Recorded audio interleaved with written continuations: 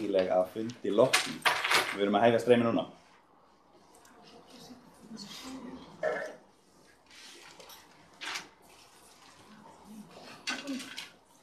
Já, sæl og verið velkomin á fund nr. 47 hjá íbúðaráði Laugardals. Ég Atli Stefán Ingvarsson og ég formaður ráðsins og ég verð fundarstjóri hér í dag.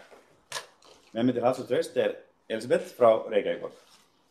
Á fundinum formaður skóla- og frístundaráðs Árelía Eydís Guðmundsdóttir, sviðsstjóri skóla- og frístundasviðs Helgi Gríms, starfsfólk frá SFS, Ámundi frá umhverfis- og skipulagssviði, starfsfólk frá 3H ráðgjöf og svo fulltrúar íbúðaráðs sem og þetta íbúar. Fundurinn verður með formlegu sniði og ég bið ykkur að gæta orða ykkar hér.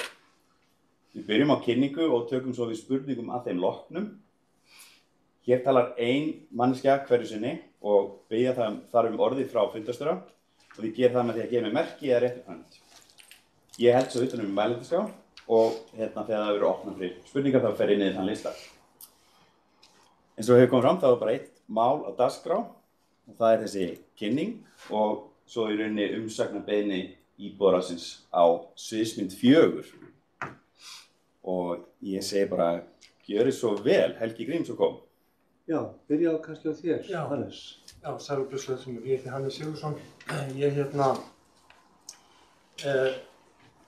það var ákveðið að ég myndi byrja því að kynna mig en ég svona utanáliggjandi verkefnastjóri fyrir þessi verkefni sem snúa að lagfæringum og skólum í Laugardal og svo hugsanlega þeirri nýbyggingu eða þeim nýbyggingum eftir þessi kortverður á að leiða þau mál svolítið til lykta og reyna að sjá til þess að sá undirbúningur sem búinn að vera í gangi í nokkuð mörg ár verði hleypt til slokka.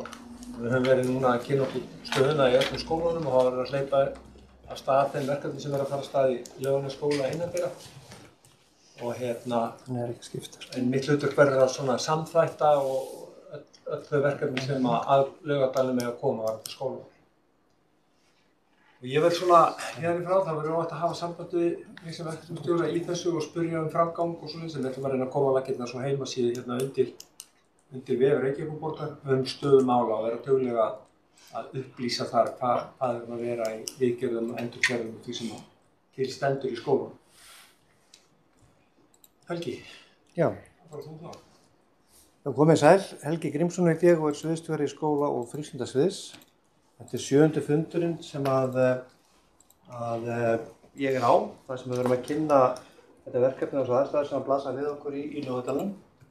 Og það voru 3 fundir með starfsmönnum í skólum 3 og sömuleiðis 3 fundir með foreldrum og svo á föstudaginn í seinustu viku áttu fund með Þrótti og svo hér á íbúðaráði. Þetta svona það styttist síðan í að þarna umsagnarbeiðnir berist og við förum síðan í það ferli að vinna úr umsögnum sem var á sviðsmynd 4. Öll gögn sem var það fyrri umferð í þessu samráði eru fyrir þá hluta fundagögnum sem eru þá vonandi verða tekin fyrir skóla- og frístundaráði núna 10. júní og í framhaldi af því þá kemur það tillaga frá ráðinu sem það fyrir borgarráð og svo svo maður þekkir það að ef einhver er á móti þeirri tillögu sem lögð fyrir borgarráð að þá fer það til borgarstjórnar. Og að prófa þetta, nei, það er Það er bara að taka úr og ég skal slekka. út á takkanum. Það er bara endur takkin. Það laggar þetta. Það er ekki heldur að gera þetta. Ég ætti nokkurn veginn að kunna nautabókar. Nei, þetta það er... Mikrofon. Þú það að skeppa lögtan helgi. Já. Heyrðist illa í þér? Þá heyrðist líka illa í streyminu, sko. Það er kannski ekki svo stað. Þetta er furðu naskur mikrofóninn sem er þarna þessi hringlaga hvíti. Yfirleitt heyrir maður ágætlega þegar maður var fjarfundi hérna. Við erum góða reynsla því í COVID. En já. Já, þessi þarna. Þar sé ég var örugglega tengdur og að virka rétt.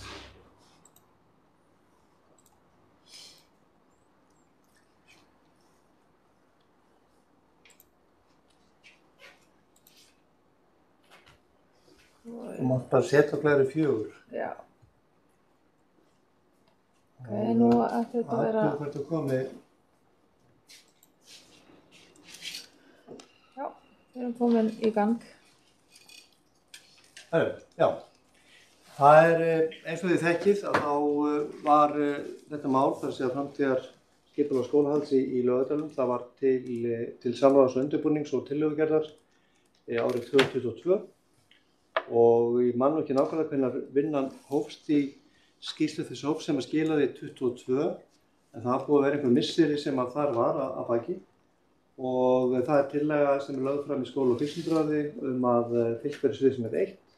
Hún var síðan samþykkt og staðfest í borgarráði og síðan upphafi árs þá var settur á stað starfshópur sem átti að fylgja eftir útfærslunni á sviðsmið 1 og þetta það sem að segir erindisbréfinu, gera tillögur að áfangaskiptingu, forgangsröðun, tímaáætlun og fjármögnun, tryggja hagkvæmni og samnýtingu eftir fremstu megni, vinna ítarlegar kostnaðaráætlanir og samanburð á helstu valkostum varðandi röð framkvæmda og tillögum þeirra, yfirfara spár íbúa og nemendafjölda í ljósi uppbyggingaráforma í og við Laugardalinn og gera tillögur nánari verkefnið eftir því sem greiningarvinna, framkvæmdaráætlanir og kostnaðaráætlanir gefa tilefni til. Fljótlega í vinnu hópsins þá fara menn að rekast á veggi í útfærslu á tillögunni og það nokkrar ástæður þar að baki og nokkurt setja mestu fleiri. Það var eitt af, þótt ég sé ekki lykilatriði, það var þetta atriði sem að engan segir skipta máli að þegar fyrsta umferð á þessu verkefni var þá fyrir áhugi á þjóðaröll en þegar að þarna á komið á árinu 23 að þá þarna liggur fyrir handsalað að það verður reist þjóðaröll og staðsetning hennar ákveðin. Það var líka búið að fara yfir það hvaða valkostur væri fyrir lóðvarandi nýja starfsskóla. Það kemur líka í ljós að í öllum 3 skólunum að þá viðhaldsframkvæmdir umfangsmeiri heldur en að áætlan gerði ráð fyrir þegar að menn voru að leggja stað í verkefni. Og það eins líka að sem við erum búin að læra af því að vera með framkvæmdir og bæði viðhaldsframkvæmdir og nýframkvæmdir samhliða skólastarfi að það veldur gríðarlegu álagi á starfsfólk og börnin og hefur neikvæð áhrif á allt umhverfið. Þá líka ljóst að það eilítil fjölgun barna í hverjum miðað við það sem að áætlan gerði ráð fyrir þá og svo líka að það ýmsir þéttingarreitir í kringum skólahverfið sem þarf að skoða og taka tillit til þess, orkureitur og skeifa. Og svo líka þarna náttúrulega heilmikið að gerast í það svona þéttingu kringu í lögregluskólahverfinu. Og áfram. Það var sem farið betur í þessar spár íbúa og nemendafjölda.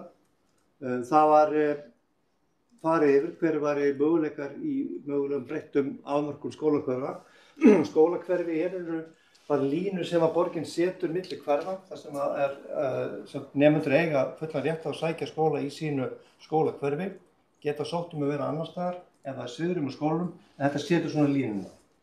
Og þess að skiptir miklu máli þegar það kemur að stærð skóla og annars slíks, að þessi línur séu skýrar og góðar í nútíð og framtíð. Og við höfum alveg hreint til skólahverfamörk eins og milli Langholtsskóla og Vogaskóla, af því að þá var orðin óhefnilega margir í Langholtsskóla og við byrjum að reyna að fjölga þannig nemendum í Vogaskóla, en við veitum alveg hvernig staðan í Langholtsskóla núna, það búið að fjölga enn frekar. Það var farið í áhættumat og kostnaðarmat og tímaáætlun nýframkvæmda, eins og segir í skýrslunni sem að þarna ég gerði ráð fyrir að fundarnefnd geti kynnt sér, hún á vefnum, var undir fundargerðin hjá skóla- og frístundaráðinu 15. maí, ef maður rétt. Og það var líka farið og skoðað með þá sviðsmynd og þá staðsetningu af safnskóla fyrir unglingastig sem að nefndinni þótti ákjósanlegust og farið í svona fjarlægðamælingar fyrir nemendur sem að myndu sækja þann skóla.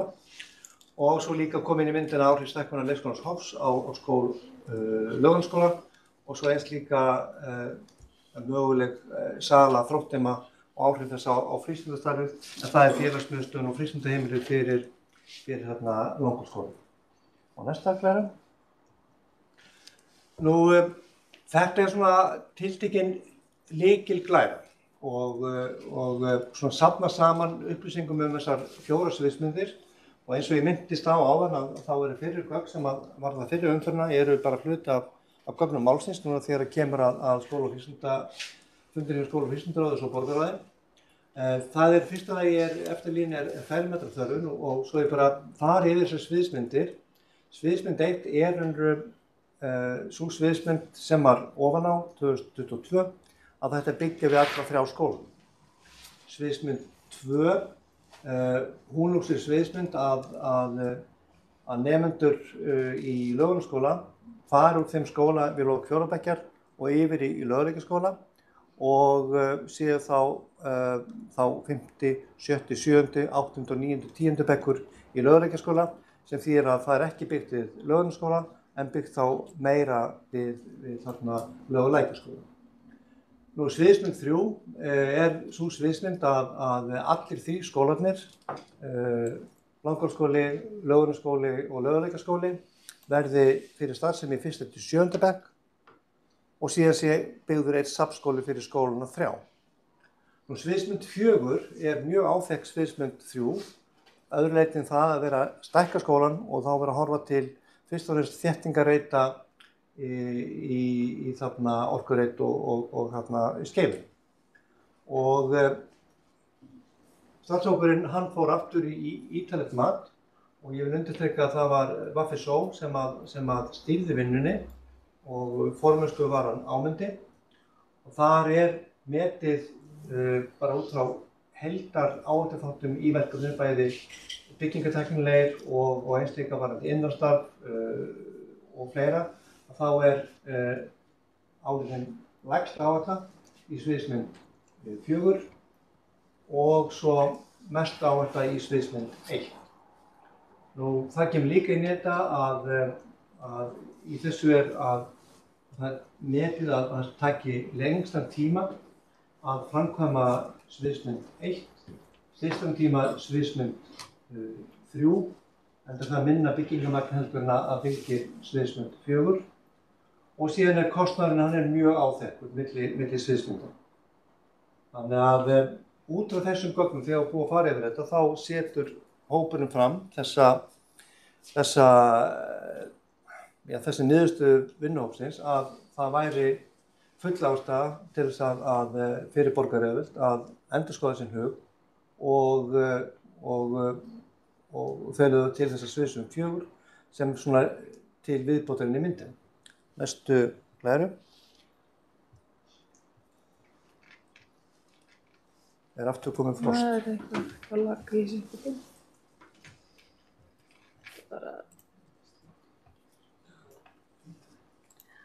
Svona, þetta frýs bara. Getur við bara náttúrulega.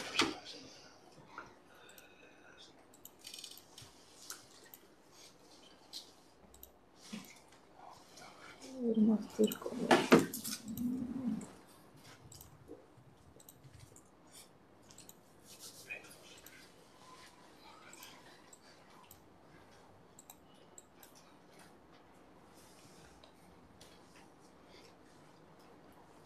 Það komið lengra þetta og bara réttir áréttingar hvað sviðsmynd 4 snýst. Það samt nýr unglingaskóli í Laugardal fyrir unglinga af skólasvæði skóla 3, auk nemenda á unglingastigi sem búa á nærliggjandi uppbyggingarreitum við Grensársveg á Orkureitum og í Skeifunni, en gerum eðlilega ráð fyrir að þá eru þeir nemendur sem eru á yngrastigi að þeir verða þá að fara yfir í Langholtsskóla. En bara líka til þess að minna á því menn þekki ekki algjörlega skólahverfamörkin að til dæmis Skeifan hún í dag tilheyrir skólahverfi Álftamýrarskóla og það tölur á veg og tölur flækjustig fyrir börn að fara úr Skeifunni og upp í Álftamýrarskóla. Nú eins og ég segði að þá var gert ráð fyrir skólinn 3 verði allir yngri fyrir nemendur í 1. til 7. bekk. Í sviðsmyndinu þá gert líka ráð fyrir að það verði frístundaheimili fyrir börn í 1. og 2. bekk, þá í hverjum og einum af þessum skólum og síðan þá að verði safnfrístund í fjölskyldu og húsnæðisgarðum fyrir nemendur í 3. til 4. bekk. Og í þessari sviðsmynd þá líka tekið fram að þurfa að skoða íþróttasal við Laugalækjarskóla þar sem að aldurssamsetning orðin þannig að stærð íþróttasalar ekki orðin of stór, sem var eitt af atriðunum sem þeir sem átt börn í Laugalækjarskóla þekkja vel að það búið að vera töluvert ákall að fá íþróttahús við þann skóla, en í ljósi hvað krakkarnir eru svo stórir, að þá hefur verið valið frekar þeir sæki skólaíþróttir í Laugardalshöll til þess að nýta þau íþróttamannvirki sem í dalnum nú þegar. Og næsta. Nú, það skiptir miklu máli að skoða svona hvað byggingarnir okkar eru taldar rúma með góðu móti af nemendum.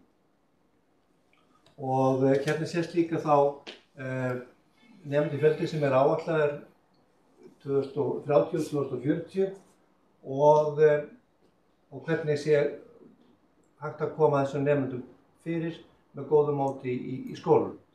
Og hér gengið út úr því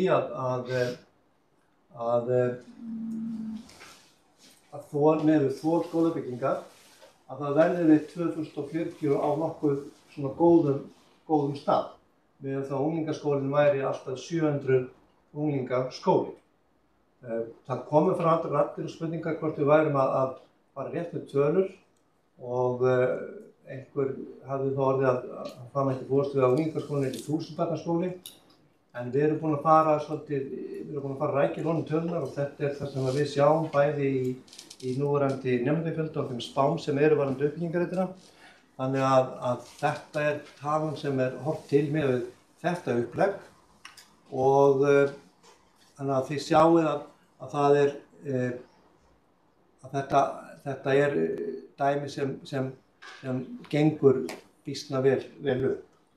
Og þetta er með þéttingarreitum, unglingaskólinn, Grensásvegi, Orkuveitu og Skeifunni og eins líka þéttingarreitum sem að koma við þarna norðan megin í Laugaskólahverfinu og líka á Blómálsreitum annars slíkt. Þannig að það voru búið að kofra alla byggingarreiti sem eru þegar samþykktir. Og næsta glæra. Nú varðandi í þjóðaröldina þá þarf ekki að segja ykkur það að hún er staðsett þarna við Laugardalshöllina og það er alveg ljóst að þarna kemur mikið viðbótarmagn af fermetrum til íþróttaiðkunar og það er forsandi af borginni þegar að farið er í svona miklu og dýra framkvæmd að það sé verið að bæta aðstöðu fyrir íþróttafélögin til íþróttaiðkunar og eins líka fyrir skólastarfið. Það hefur sannarlega verið þannig að oft hefur Laugalækjarskóli þurft að víkja úr Laugardalshöllinni út af sýningum og öðru slíku í Laugardalshöllinni. Og næsta glæra. Og það hérna bara smá samantekt hvaða tímamagn er að aukast, hvaða tíma er til ráðstöfunar. Þetta er tímamagnið í Laugardalshöllinni og hérna síðan þá þegar kemur þjóðaröll til viðbótar og bæði reiknað til sérsambanda, grunnskóla, Ármanns og Þróttar og viðburðir og það er alveg ljóst að miðað við þessi áform að eitt af þessum menn höfðu áhyggjur af er pláss og er tryggt að við getum stuðlað að meiri íþróttaiðkun inn í höllunum fyrir unglingarna okkar og það er nokkuð ljóst að svo er. Nú, næsta glæra. Það voru helst 3 lóðir sem komu til greina á mati hópsins og sá reiti sem var settur eftir á blað út af staðsetningu hans er svokallaður þýðingur en við erum alveg heilt frá þrótturunum og það kom mjög skýrt fram bæði á starfsmannafundum og fundum með foreldrum og það var svona efasemdir hvort að það gengi upp bara með samninga borgarinnar við þrótt. En það er verkefni og það er bara í vinnslu og þetta var mjög góður fundur á föstudaginn sem við áttum með þrótturum og þannig að það er verið að skoða anga þessa máls af því að sannarlega voru nefndar líka aðrar staðsetningar en þetta bara er það sem við erum í vinnslu núna. Reiti 2 er hér upp við Glæsibæ og við Suðurlandsgötuna og svo 3. reiturinn er þarna bílastæði við KSÍ. Þróttur, svo ég segi bara hér, Þróttur nefndir til dæmis að setja skólann hérna við alveg þétt upp við Laugardalshöllin og jafnvel að ná þeirri samlegð að búa til litla stúku og byggja við skólann þannig að bakliðin og skólann snera vellinum væri svona stúka upp að vissu marki og þannig að ná þessari lokun á Laugardalsvellinum sem að marga dreymir um. Þannig að þið sjáu bara það sem menn að skoða möguleika. Og næsta glæða. Og það þarf ekki að segja eitthvað hvað fríðin minn þetta það beintur aftan, eftir hvað, eða framan eftir hvað maður horfir úr hvaða skóla. En þetta hérna við hliðina á Laugardalsvellinum, Þróttarvellinum og Skautahellin hérna við. Og áfram.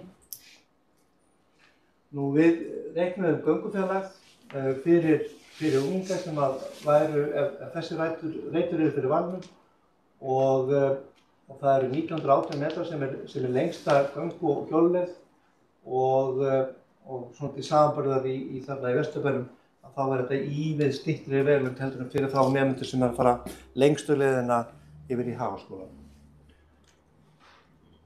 Nú og áfram. Nú í umsögnum unglingana í fyrri umferð þá sögðu þeir meðal annars og ég tek hérna sem að þau töldu jákvætt við þetta. Fleiri unglingar saman verið líkur á allir geti fundið vinum hæfi og fjölbreyttara félagslíf, nútímalegur unglingaskóli sem getur boðið upp á ný tækifæri og nýjar áherslur í námi, nýtt uppá og tækifæri til þess að kynnast nýjum fjölum. Þannig að þau sjá kosti við það að hafa safnskóla á unglingastigi og næsta glæra. Ekki fá fleiri komment frá unglingar, þetta er bara þetta eina. Ég sagði, við tókum þetta sem þau töldu jákvætt.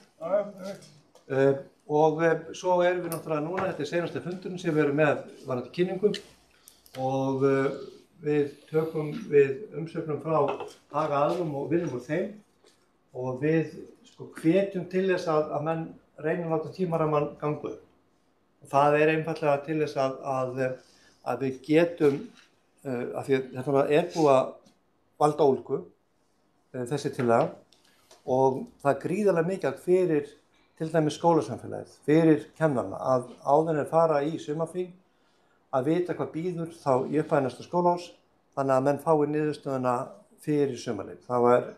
Við leggjum töluvert kapp á það, en ef það er mat að menn vilji að ræða þetta dýpra og frekar, þá er það bara þannig og við vinnum bara úr því.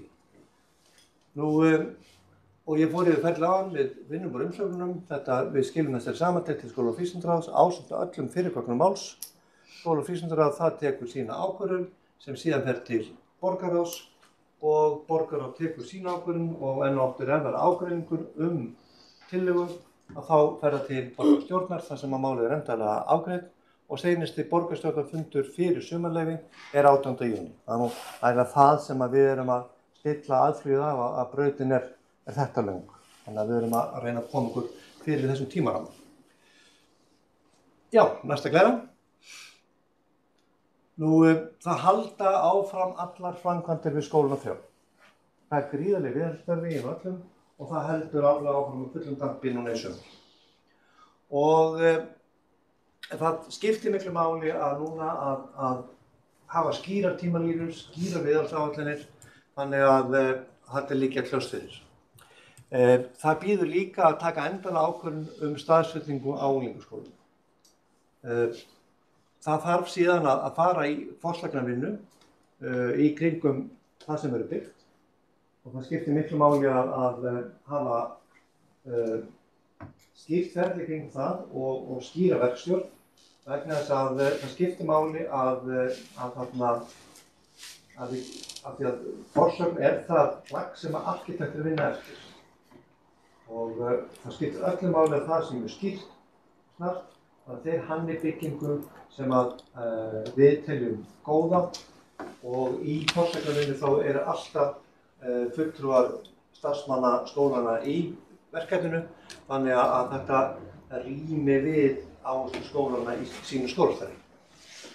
Nú svo er útbúið að fara út á næstu dögum vegna færanlega kennslustofa fyrir skólastarf af því að á þessum framkvæmda tíma og ég nefni bara sem dæmi Laugarnesskóla sem er mjög illa færin bygging og við verðum að tæma hana að mestu og meðan framkvæmda stendur að skiptir miklu máli að sé búið að ákveða stað hvar nemendur eru við nám og starf á meðan að þessum framkvæmdum stendur. En það má búast við að framkvæmda innandyra í Laugarnesskóla taki 2 til 3 ár ef ég skil ferlið rétt. En það skal tekið fram að ég stýri ekki byggingaframkvæmdum, það umhverfis skipulagssvið sem stýrir byggingaframkvæmdum og ég leigjandi hjá Eignasjóði og Dagur Bollason hérna í prúfumskriftunum með okkur og hann kemur hér fyrir hand Eignasjóðs. Já, ég held að þetta sé þá senasta glæran. Og þetta staðsetningin fyrir færa skólahúsnæði framkvæmda tíma.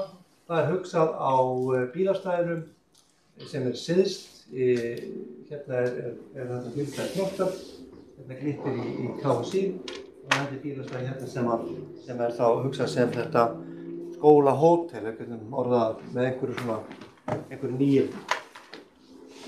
Þá áfram og ég segi það að þetta mjög spennandi tækifæri. Það eru áratugi síðan að það var hannaður skóli sérstaklega fyrir unglingastig hér í Reykjavík. Við erum að því að skólastarf og þróun skólastarfs og unglingastig á fleygiferð í borginni. Það til dæmis hafa bæði Langholtsskóli og Lögregluskóli verið mjög framarlega í því. Og það væri spennandi að gefa fólki kost á að láta drauma sína framtíðarsýn í skólastarfi rætast í byggingu sem fangar þá framtíðarsýn. Og það líka mörg tækifæri til að þróa til framtíðar skólastarf byggt á núverandi gæðum og það af því þetta allt skólar sem eru alvöru góðir skólar. Nú það líka möguleikar með því að búa til Safnskólann að tengja enn frekar við íþróttalífið og náttúrunni í Laugardalnum og svo líka sem hefur verið ákveðið kappsmál að það séu 3 yngri barna skólar sem eru á skaplegri stærð og eru á rúmgóðum lóðum í nærumhverfi. Og svo líka markmiðið eðlilega að ekki tjalda við reglunætur, heldur að horfa til eins langt til framtíðar, eins langt inn í framtíðina og við sjáum og þannig að við erum að reyna að máta okkur inn í þá framtíð sem við sjáum nú þegar í spilum. Rétt aðeins bara til þess að ávarpa eitt árum höldum áfram að það hafa sannarlega komið athugasemdir á fundum með foreldrum og starfsfólki. Og starfsfólki í Lögregluskóla segir til dæmis bara koma okkur út í byggingur hér fyrst, við verðum og betra húsnæði vegna þess að það fara að skaða svo mikið heilsu í hópi starfsfólki. Og eðlilega hafa við nákvæmlega börnunum líka. Í Langholtsskóla þá hafa ágætlega verið að það sé verið að skipta skólum í sundur og aðskilja unglingastigið frá yngsta og miðstigið. Það líka að hafa heyrst áhyggjur úr Lögregluskólanum að það væri kannski snjallara að vera ekki að skipta í 2 yngri barnaskóla, heldur að hafa annan skólann fyrir 1. til 4. bekk og hinn fyrir miðstigið. Öll þessi atriði erum við raunin að skoða og búa og finna til nauðsynleg gögn sem skóla og frístundaráð hafi þau til hliðsjónar þegar að verða teknar ákvarðanir og eðlilega býst ég við að þetta muni allt koma fram í umsögnum frá þessum umsagnaraðilum sem eru foreldrafélögin, það skólaráðin og það Þróttur og íbúaráðið og síðan frístundur líka sem að fær þetta líka til umsögnar. Þannig að við eigum bara vona góðum umsögnum með góðum ábendingum og líka bara þeirri sýn og skoðum sem að þessi umsögnar hafa á þessu málu. Þá bara kynningin í lokið. Takk fyrir. Takk hérlega. Þá opið fyrir spurningar. Hversu vel? Tekur ég af skaði? Já, ég kannski... Grétar? Takk. Sjúðuna, já. Ég heiti Grétar og er fulltrúi foreldrafélaga í íbúaráði Laugardals og stjórnarmaður í foreldrafélagi Laugarnesskóla.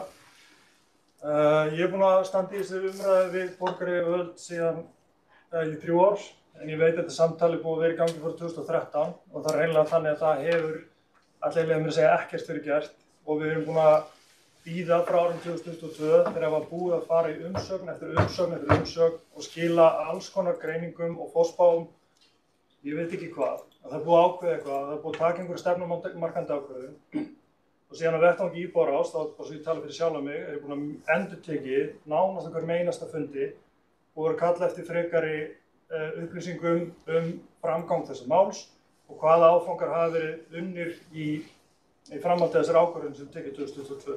Það kemur hvorki hóstinn í stuna og foreldrasamfélagið í Laugardalnum alltaf bíða eftir þessum upplýsingum. Svo kemur núna 13. maí, ef ég skil það rétt, ákvörðun frá skóla- og frístundaráði það að snúa sig stöðunni sem eitt fyrirvaralaust og án samráðs. Það ekki búið að hlusta á neitt af því, það búið að henda þetta til hliðar sem við búið að segja áður og það alls ekki búið að vinna þessa greiningu nægilega vel eins og þau komið fram á þessi fundu sem hafa verið haldnir frá 13. maí hingað til. Og þetta bara mjög léleg stjórnsýsla og ég ætla bara að gefa henni algjör á fallengu til að hafa það alveg á hreinu.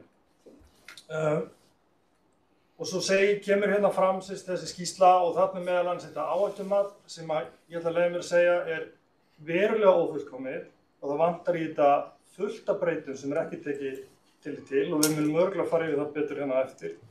Þannig að við sem foreldrasamfélagi erum bara ákaflega ósátt með það sem verið að fórna skólaumhverfi Laugardalsins fyrir vanhirðu borgarinnar skólahúsnæði langt skeið. Það verið að fórnaði fyrir þéttingu byggðar og svo í Laugskóla verið að fórnaði líka til þess að stækka leikskólann Hof að grunnflyti. Og það margoft búið að ræða það er til mjög falleg teikningum að hækkan upp á við, það þarf ekki að taka á lóðinu fyrir enn leikskóla. Þannig að það sé hluta þessu forsendum hérna ákaflega kynnt.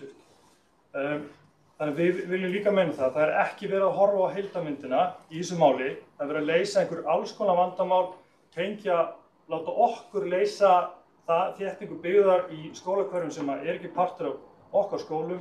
Það er verið að tæta upp farsæla skóla. Það er verið að búa til djúpt skarð í Laugarneshverfi sem við vitum það öll að skólarnir eru gríðarlega mikilvægir félagslegir innviðir í öllum hverfum vegna þess að börnin fylgja skólanum og foreldrar fylgja börnunum. Þannig að það að skipta Laugarneshverfinu upp í 2 skólahverfi djúpt skarð. Og þetta risavaxin ákvörðun sem við erum að taka hérna og okkur finnst þetta mjög illa rökstudd og við erum ósátt við hana. Og til að hleypa öðrum því ég veit að það eru fullt af spurningum minna, þá vil ég benda ykkur á það að fyrir 1,5 sólarhring að settum við stað undirskriftarsöfnun og á 1,5 sólarhring eru komnar rúmlega 700 undirskriftir þar sem að þessum áætlunum borgarinnar sem borgarstjóri sagði á fundi í Laugardalsskóla að ætti að keyra í gegn. Yfir 700 manns eru þegar búin að hafna þessum áætlunum og krefjast þess að það verði haldið áfram með plani sem var sett upp árið 2022. En til að enda þetta með spurningu, til að boltinn endingst þar, Hannes, þú ert komin nýr að málinu og hvernig metur þú að staða verkefni sem sé í dag? Bara þú kemur bara fersku og faglegt mat, þú hugsar ekki umboðið, hverju fara að borga launin. Hver staðar? Hvað búið að gera? Við sjáum það strax svona þegar við komum að þessu verkefni. Það búið að fara fram gríðarlegur undirbúningur út allt. Mismunandi langt komin fyrir skólana og það sem hefur skort það að taka þessar ákvarðanir það hvað skal gera. Það verið að velta upp augljóslega og ennþá hvernig klæðningar má setja, þetta friðað, skólarnir útlít og svoleiðis. En núna við að fylla í skörð sem vantar, það skoðanir og það mat á þessu ástandi í skólanum og ég sé það næsta haust að þá verður ráðist í, ég sé ekki annað heldur en verður ráðist í að loka öllum skólunum, vindklæðningu þeirra. Þær halda ekki vatnin í vindi og það verður að laga það og það hægt að fara í alls konar aðgerðir inn í skólanum en það ekki til framtíðar með að skólarnir ekki lokaðir. En ég held að tímaáætlanir sem hafa komið fram til þess að þær séu bendi til þess að menn séu með svona tímalínuna svolítið á tæri. Hún aðeins svo löng finnst okkur að því að þeir taka hverju á öðrum. Það hefur náttúrulega með börnin að gera en þá ætti að gera heildstætt mat á allavega einum af þessum skólum til þess að sjá hversu brýnt ástand á honum. Ég hef góða tilfinningu fyrir flesta þeirri vinnu sem þeir eru búin að koma í gegn. Það þarf að endurraða henni og reyna að velja forgangsraða verkefni aðeins með öðrum hætti. Og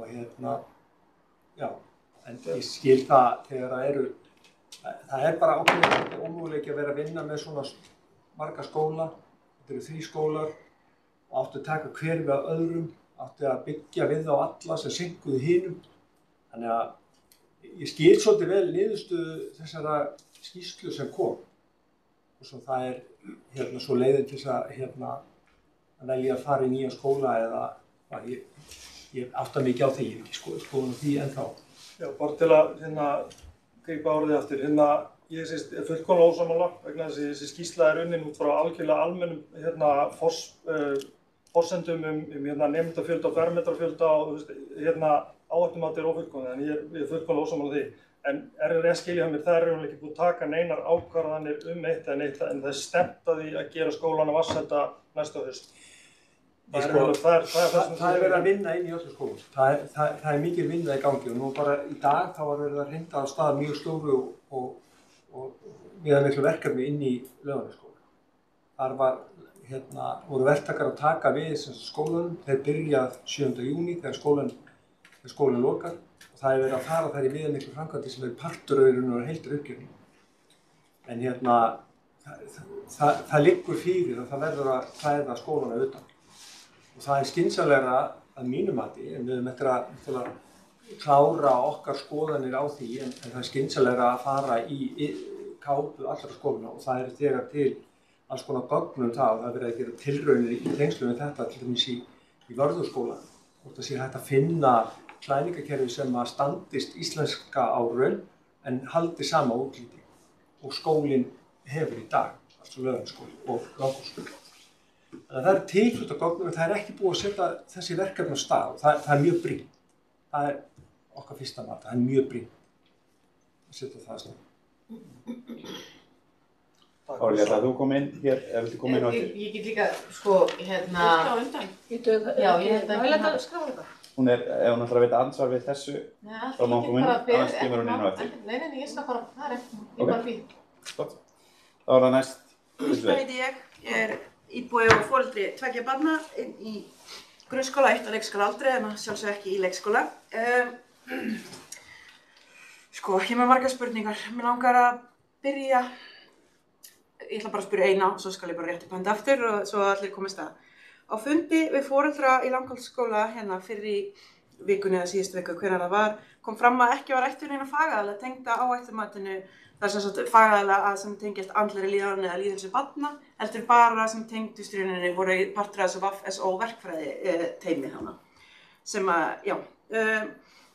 síðan kom fram að það væri miklu vandamál áskoranir og flækjustig fyrir börnin ef það væri viðhald og viðbygging á sama tíma. Bara velta fyrir mér hvernig metið þið það þegar ekki hefur verið að skoða til dæmis andlega líðan barnanna. Hvað er mælieiningin? Hvað er það að skoða þarna?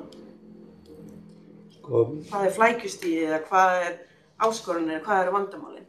Já, aðeins þarna, vinnuhópurinn hann var settur saman af ámyndum og svo var Ósk Soffía sem vinnur á umhverfis- og skipulagssviði og svo Þórdís Eik sem vinnur á skóla- og frístundasviði. Þau 3 eru með byggingabakgrunn og með hópnum unnur síðan Soffía Pálsdóttir sem hér mér á hægri hönd og stýrir frístundamálum og svo Soffía Vaxdóttir sem stýrir grunnskólamálum hjá okkur í borginni. Þær 2 þekkja afar vel til menntunar og líðan og umhverfis barna og það sem við segjum að sé áhætta í verkefninu að hafa bæði miklar viðhaldsframkvæmdir og nýbyggingaframkvæmdir á sama tíma. Það tengjum bara við reynslu okkar úr Fossvogsskóla og Hagaskóla að við sjáum hvaða áhrif þetta rót sem þessu fylgir hefur haft á líðan barna og nám. Hvernig var það mælt? Við mælum það með þeim upplýsingum sem fáum frá kennurum og börnunum sjálfum og foreldrum. Það er búin að vera mjög mikla kvartanir til okkar frá foreldrum og við hefum sannarlega starfsfólkina þarna sem gríðarlegt álag kringum framkvæmdir. Við sjáum það í veikindum, við sjáum það í hvernig þau tala starfið sitt. Það eru rosalegir álagsþættir sem fylgja þessu að vera að starfa í skóla á svona stundum. Og það er það sem við erum að reyna að gera, að hlífa börnum og starfsfólki við að hafa ekki of mikið álag kringum byggingarnir í einu. Og ef þessum eins og núna, til dæmis í Langholtsskóla, það sem eru framkvæmdir geta ekki verið á skólatíma, þá teygjast framkvæmdir mjög mikið. Og með þessu verkefni að taka bestu framkvæmdina úr daglegu skólastarfi og búa til safnskóla þá eru það viðhaldsframkvæmdir sem eru í skólanum en blöndum ekki nýframkvæmdum við, þannig að það séu verktakar sem getur unnið allan daginn af því að byggja nýjan skóla og eru ekki umlega að trufla skólastarf. En? Það voru ykkur 4 með maðurskóla. Ok, spurningu þín svarað? Já, að vissu leyti.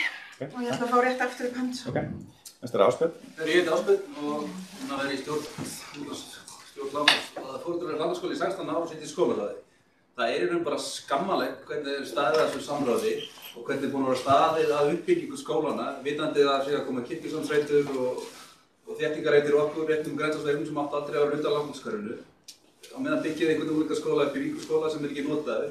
Það þarf að setja fermetra steypu í þetta hverfi. Það er fáránlegt að slíta þetta skólastarf alls í sundur. Það er allir að nota þessu, allt útgangafélagið og allt starfsfólkið. Þannig að þetta er eiginlega bara skammalegt hvernig er staðið að þessu. Svo ætlaði að setja þessu unglingaskóla út í aðrein. Ég meina, hvernig ætlaði það erum við ekki reyna að vera græn? Það er ekki að minnka kolefnisfótsporið. Er búið að reikna það út? Er búið að gera samgöngukörfur? Hvað er krökkunum í Hagaskóla skutlað mikið? Ég finnst þetta bara illa unnið og ég er bara drullu fúll þó ég sé að hætta í grunnskóla. Ok, þetta.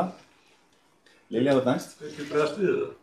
Nei, bara tökum bara það sem er Það var ein staðhæfing sem er bara röng. Ok. Það sé unglingaskóli í Grafavogi sem ekki er notað. Það er ekki rétt. Við fórum þarna, eins og við vitum að íbúðahverfið anda út og inn og í norðan Grafavogi þá var ákveðið fyrir nokkrum síðan að leggja niður skólastarf við Korpusskóla í Staðarhverfi. Og það var heilmikið írafár út af því að við erum að leggja niður skóla sem var þá fyrir 1. til 7. bekk með 50 börnum í nærumhverfi. Við tókum það ákveðin að búa til 2 safnskóla í Borgarskóla og Engjaskóla og svo unglingaskóli í Víkurskóla og það er aðgerð sem hefur heppnast gríðarlega vel þrátt fyrir mikla mótstöðu upphaflega í Engjakverfinu og hefur bara innan gert þetta slegið í gegn. Þetta er mjög vel heppnar unglingaskóli og einn af þessum unglingaskóli sem við sjá að sé að rísa upp og gera stórkostlega hluti. En þetta er einmitt vandi sem við erum búin að sjá. Við erum búin að skoða hvernig línurritin eru með nemendafjölda í öllum 3 skólum að hverfin anda út þeim. En eftir sem að ævi hverfanna lengist þá verða sveiflurnar minni og minni því að það er alltaf svona kynslóðir sem koma og fara og þess vegna erum við þar vonir að þessi hverfi sem er hérna núna undir að 2040 þá erum við farin að sjá svona meiri jöfnuð í samsetningu. Það er núna búin að vera mikil endurnýjun í Laugarneskörfunum og sama er í Landnámskörfunum, þannig að við erum að vona að það svona hægi aðeins á því þannig að byggingarreitir komi inn sem viðbót en að skólarnir minnki ekki. Takk. Það var Lilja. Já, komið sæl Lilja Sigurður Jónsdóttir, formaður íbúasamtaka Laugardals, sitt hér í þeirra umboði. Ég vil þakka fyrir þennan fund og ég vil þakka fyrir að hann var færður af því að þegar þetta var kynnt fyrir okkur með miklum andartæpu stíl 17. maí eftir að hafa verið á íbúaráðsfundi það var sem sagt fundur 13. maí og allt í einu 17. maí þá kemur erindi að það verði fundur og það verði að skila umsögn fyrir 31. maí og þá þetta kemur algjörlega eins og draumur heiðskil lofti, engin fyrirvara, ekkert samtal áður, engin gögn áður eða kynning. Svo þess vegna bað ég að þessi fundur yrði settur í stærri sal af því að mér þótti einboðið að hér var að koma eitthvað bara sem átti að keyra svo hratt í gegn að það yrði að skapa vettvang til samtals. Og ég veit ekki í hvaða röð þetta var ákveðið alls saman og ég veit að hér er fullt af góðu fólki sem er að reyna að vinna vel. En allavega þá röðust upp þannig kynningafundar og þar sem okkur var ekkert sagt frá. Og hefðum kannski viljað mæta á eitthvað af þeim en þeir voru boðaðir með stuttum fyrirvara og óaðgengilegir fyrir alla, marga. En ég vil árétta það að í þessu hverfi sem við köllum Laugardal, það að segja þessum borgarhluta, hér er fjórfalt meira af samþykktum íbúðum í deiliskipulagsuppbyggingu heldur en í flestum öðrum hverfum borgarinnar. Hverfið er sömulegist gamalt og skólarnir gamlir. Skólarnir eru löngu komnir á einhvers konar flagglista fyrir það að þeir þurfi viðhald. Og í allri þessari uppbyggingu þá hafa íbúasamtökin og aðrir sent inn umsagnir þar sem hefur verið kallað eftir því að það verði framreikningur á nemendafjölda og undirbúið að byggja upp innviðina og þar með talið leikskóla og skóla. Og ég á svona umsagnir sem við vorum að senda inn 2016 og ég á svona umsagnir frá 2020 og 2022 og við getum bara haldið áfram. Ég get fyrir að gefa út útbræðum. Í allir þessu samtali, og nú kemur náttúrulega þessi skýrsla svo, þessum að loksins 22, þá var búið að fara í marga hringi í samtali sem að samt var einhvern veginn frekar aflokað innan, ég veit ekki hvort þetta var bara skóla- og frístundasviðið eða hverju komið að því að það kom seint til íbúaráðsins allavega, að þá farið yfir þá skýrslu. Hún fékk umfjöllun náttúrulega fagaðila líka í skólunum og þar voru allir sammála, foreldrar og kennarasamfélagið í hverfinu, að leið 1 væri farsælust. Og ég að gefa ykkur smá svona aðdraganda bara til þess að reyna að segja ykkur úr hvaða átt ég að koma með mínar skoðanir, mín álit á þessu. Vegna þess að við erum með innviðaskuld, við erum með viðhaldsskuld, við erum með mygluskemmdir í húsnæði sem nemendur þurfa og starfsmennir í og svo var loksins búið að komast að einhverju niðurstöðu og þá átti að fara að vinna það og þá allt í einu vissum en ekki að húsin voru 60 ára gömul og þau voru mygluð og þau voru svona hinsegin og það bara ekkert mjög traustvekjandi þegar það kemur fundarboð 17.5. og þá að fara að afgreiða eitthvað á 2 vikum. Þetta ekki dólega traustvekjandi og ég ætla að minna á það liggur inn í fyrirspurn frá íbúasamtökum Laugardals sem ósvarað frá janúar, ítrekkuð í febrúar, ítrekkuð í mars, hvernig sé búið að framreikna nemendafjölda í þessu hverfi og hvernig þeim verði skipt á milli skólana. Og þetta veit Helgi vel vegna þess að þetta búið að liggja hjá honum meðal annars og eignasviðið hefur ekki svarað henni. Og svo fæ ég þessa skýrslu í hendurnar núna, hún prentuð í nóvember, þá lágu allir þessar tölur fyrir. Af hverju máttu við ekki fá það þá? Af hverju allir þessi leikur með þetta? Þetta ekki traustvekjandi, það bara þannig. En í þessu samhengi að þá heyrið þið auðvitað það sem að foreldrar ungu barnanna tala hér um. Ég ætla að benda á hluti sem ekki verið bent á. Ég vil fá að vita hvernig það hefur reynst að búa til þessu samfrístund fyrir 3. og 4. bekk. Af því að ég óttast að það séu krakkar sem að nenni ekki lengur að labba allan Laugardalinn til þess að fara í frístundina og það sé brottfall úr þeim hópi og ef að það á að festa það í sessi að þessi stóru hópar eigi að fara niður í fjölskylduhúsdregan í frístund og þá óttast ég að við séum áfram með það að það sé hærra hlutfall barna sem ekki skilir sér í frístundina. Börnum í þessu hverfi veitir ekki að hafa skipulega frístund og það þykir flestum það bara pastur á menntunni. Þannig að þess sakna ég. Ég vil bara, þó að unglingar séu mjög flottir og ég vil bera virðingu fyrir þeirra hugmyndaauki og frumkvæði, þá spyr ég þau ekki útvistartíma og ég ætla ekki að spyrja þau hvernig skólaðir er heldur. Það verkefni fyrir fagfólki. Það bara mín skoðun og þannig ég vil bara árétta það. En þetta með brottfallið, það eitt. Þetta annars og þarna og þriðja að í þessu ferli, á þessum tíma sem þessi vinna búin að vera í gangi frá 20 til 22. Þetta nokkra spurningar því við erum að fyrirgefa. En þá búið að breyta deiliskipulagi. Það búið að taka eitthvað sem átti að vera hótel og breyta því í íbúð. Það búið að taka eitthvað sem átti að vera atvinnuhúsnæði og breyta því í íbúðir. Ég veit alveg hvað að gerast þarna. Þannig að hrynur strúktúrin fyrir til dæmis bílastæðin í kjallaranum, það hrynur líka strúktúrin fyrir plássin í skólunum. Af hverju voru þetta ekki íbúðir fyrir 50 ára eldri? Vallausa, ég veit ekki hvað. Bara þetta mannanna verk, breytingar í orkuveitureiknum, sama máli. Breytingin á hótelinu á Horninu á Grensásveg og Suðurlandsbraut, sama máli. Hótel sem breytist í íbúðir kallar á allt aðra innviði. Eykur innviðaskuldina. Þannig að ég bara, þessi hlutir það sem ég hef ágjörðað og svo vil ég nefna það að eina ferðina á að byggja í Laugardal sem að íbúasamtökin hafa verið ansnúin og hafa kallað eftir samræmdu heildarskipulag fyrir Laugardal og var formúlegu fundur það 2015 sem aldrei hefur verið tekið upp áfram. En ég sé ekki betur en þessi ISI blettur sem á að byggja þarna, hann þá á svæði sem í dag pastoralskipulag fyrir íþróttir. Nú Þróttur vill auðvitað ekki missa sitt svæði og lóðin við Glæsibæ, hún náttúrulega lóð sem við vitum öll hvað hefur nú verið mikil sátt að byggja. Þannig bara, eigum við ekki bara að byggja það sem farfuglaheimili er? Þið veitir, bara einhvern annan blett sem enginn er sáttur við að byggja á, skiljið. Við verðum að taka frá pláss leið og við byggjum upp ný hús og bjóðum nýjum íbúðum. Þá verðum við að taka frá lóðir fyrir þessa innviði. Við getum ekki látið eins og við getum dregið þá Brassarson eftir á í þéttbýli hverfi. Ok, nú er ég búin að, ég byrja bara þetta svona smá ræða, en ég veit alveg nokkuð punktar þarna sem hafa ekki komið fram á þessu. Jæja, Helgi. Býttu. Þú veist. Nei, bara, ég er svo lengi. Voru 3 spurningar? Ég held að ég bara fá að byrja. Okay. Er það ekki lagi? Gjörðu svo vel. Takk fyrir ykkar ábendingar og Greta, þú manst nú eftir að það er ég sem tók þessa ákvörðun og við sem að þá vorum í skólafrístundaráði 2022.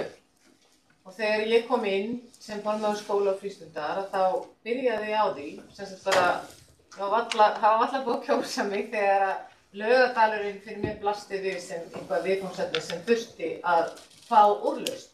Og það er eitt af því sem ég lærði í kosningabaráttunni því ég ætlaði aldrei að vilja byrja að taka símtöl. Mér fannst það svo erfitt. Þegar ég var búin að taka þessi símtöl þá áttaði ég mig á því að þarna var eitthvað sem að þyrfti að taka á.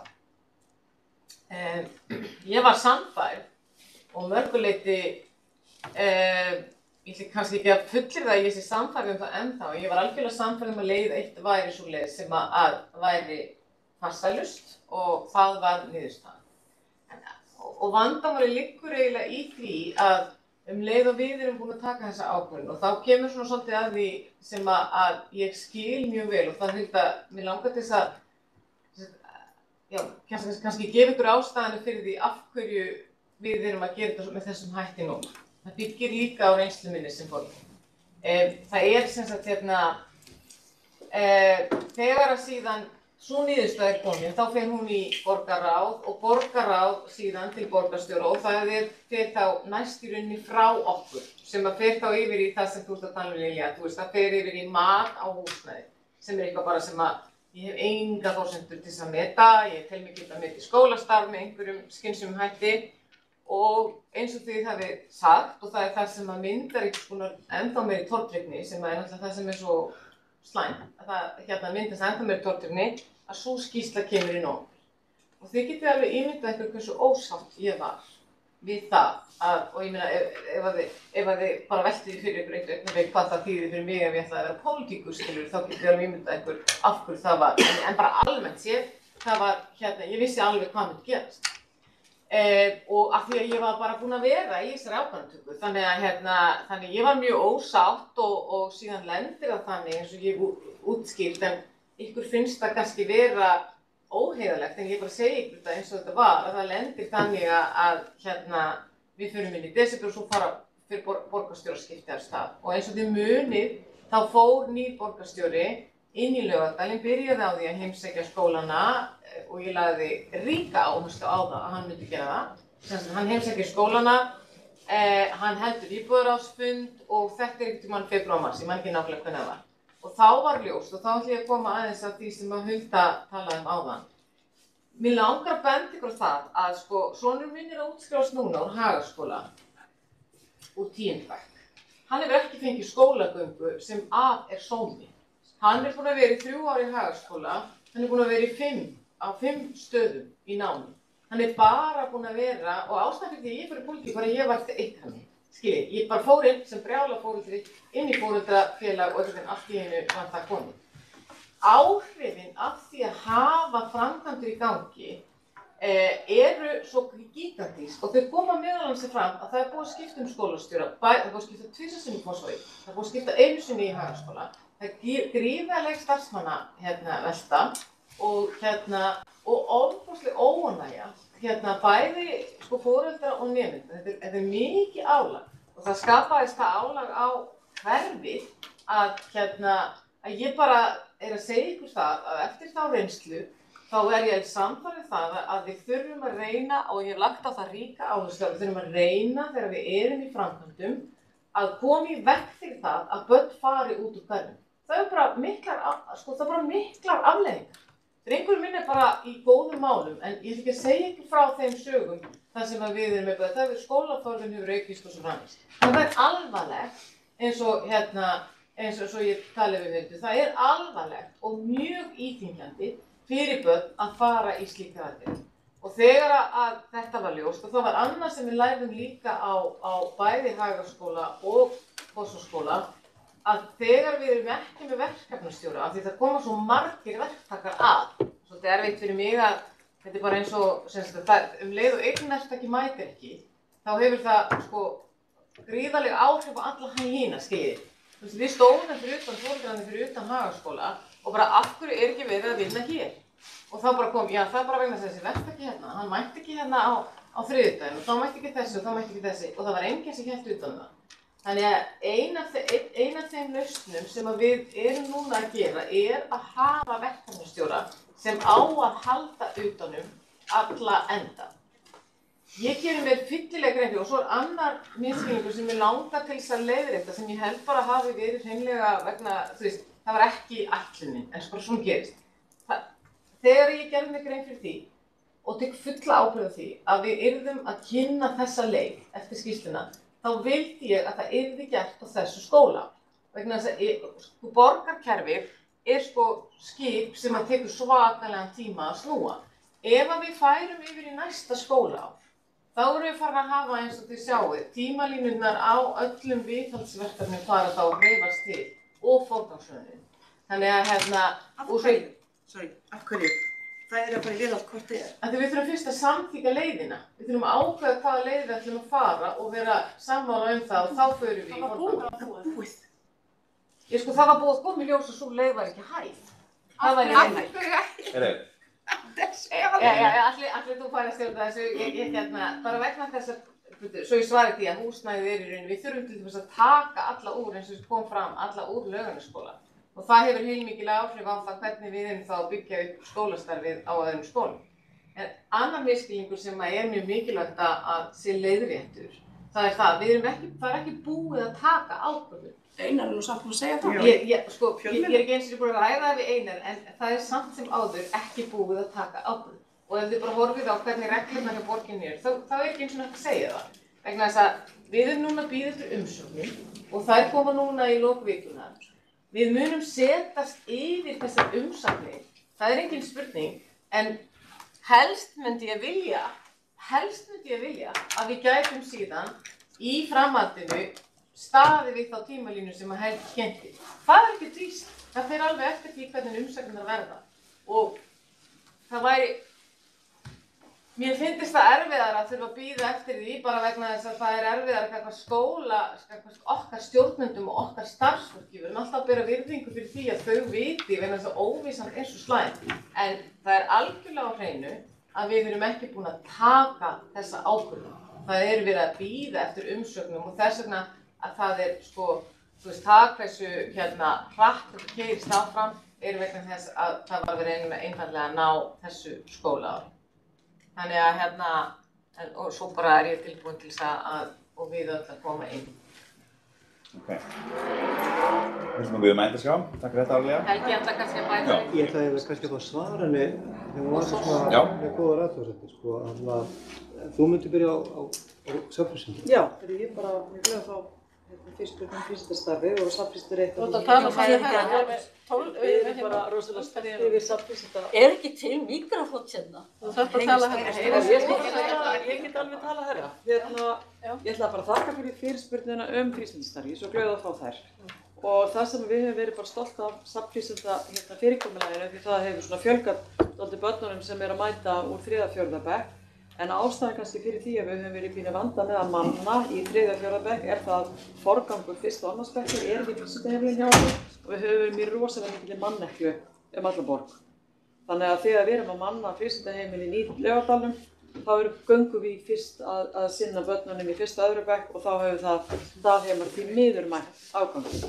En það sem við erum að velta fyrir okkur líka í ljósi bara ef það yrði mögulega meira rými fyrir frístundaheimili starfið inn í barnaskólanum eða yngri barnaskólanum, þá finnst mér alveg mikilvægt að rýna það hvort það væri heppilegra að skoða það að við myndum vera með 1. til 4. bekkjar starf inn í komandi barnaskólum til framtíðar og það bara eitt af því sem við reynum líka því að við húsnæði í fjölskylduhúsnæðisgarðinum ekki einu sinni tilbúið. Þannig að það ekki búið að byggja það og mögulega væri það bara hagkvæmara að hugsa á hinn veginn. Þannig við erum bara að skoða þetta en mönnunin á þessum toga því miður en mjög gott og farsælt starf.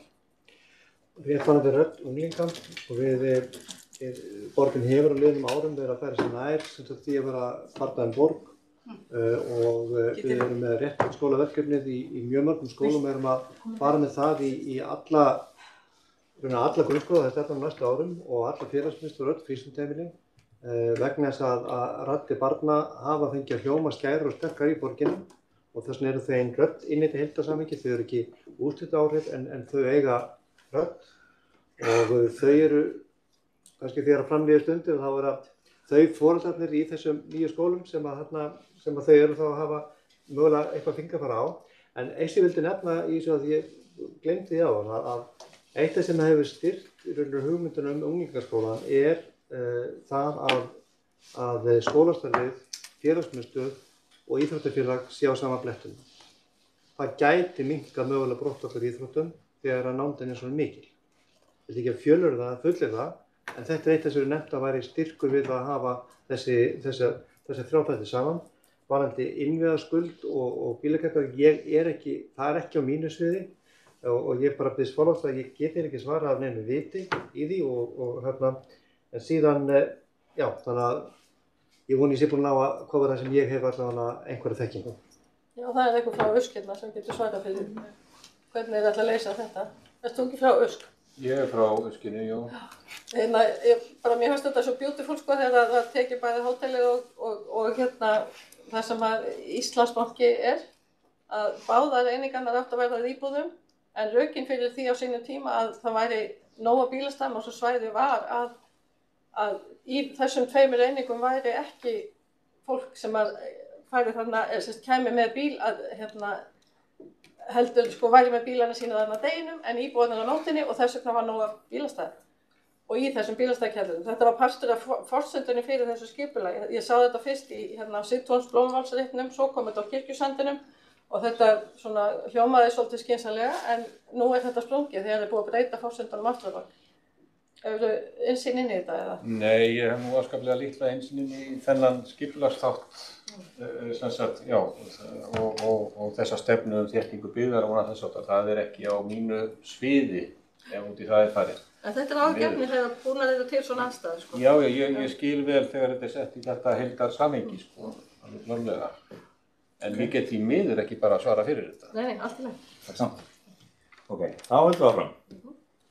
Og það er þú sem þess. Ég? Já, nei, í tefla. Já, komið sæl, ég heiti Hildur og er íbúi í Laugarneshverfinu, á 2 börn í Laugarnesskóla og er sjálf úr þessu hverfi.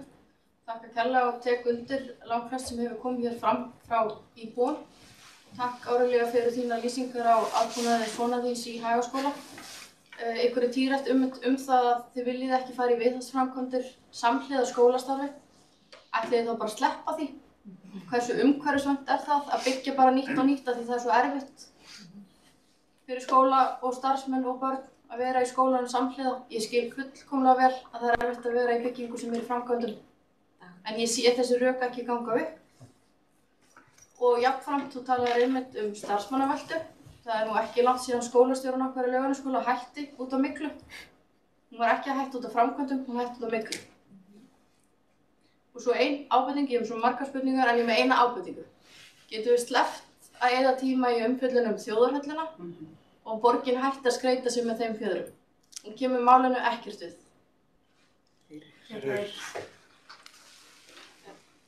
Má ég spyrjast við það? Ég bara, sko að þetta, bara svo ég skilji þig rétt, Hildur. Þannig að við erum alltaf að fara í viðhaldið.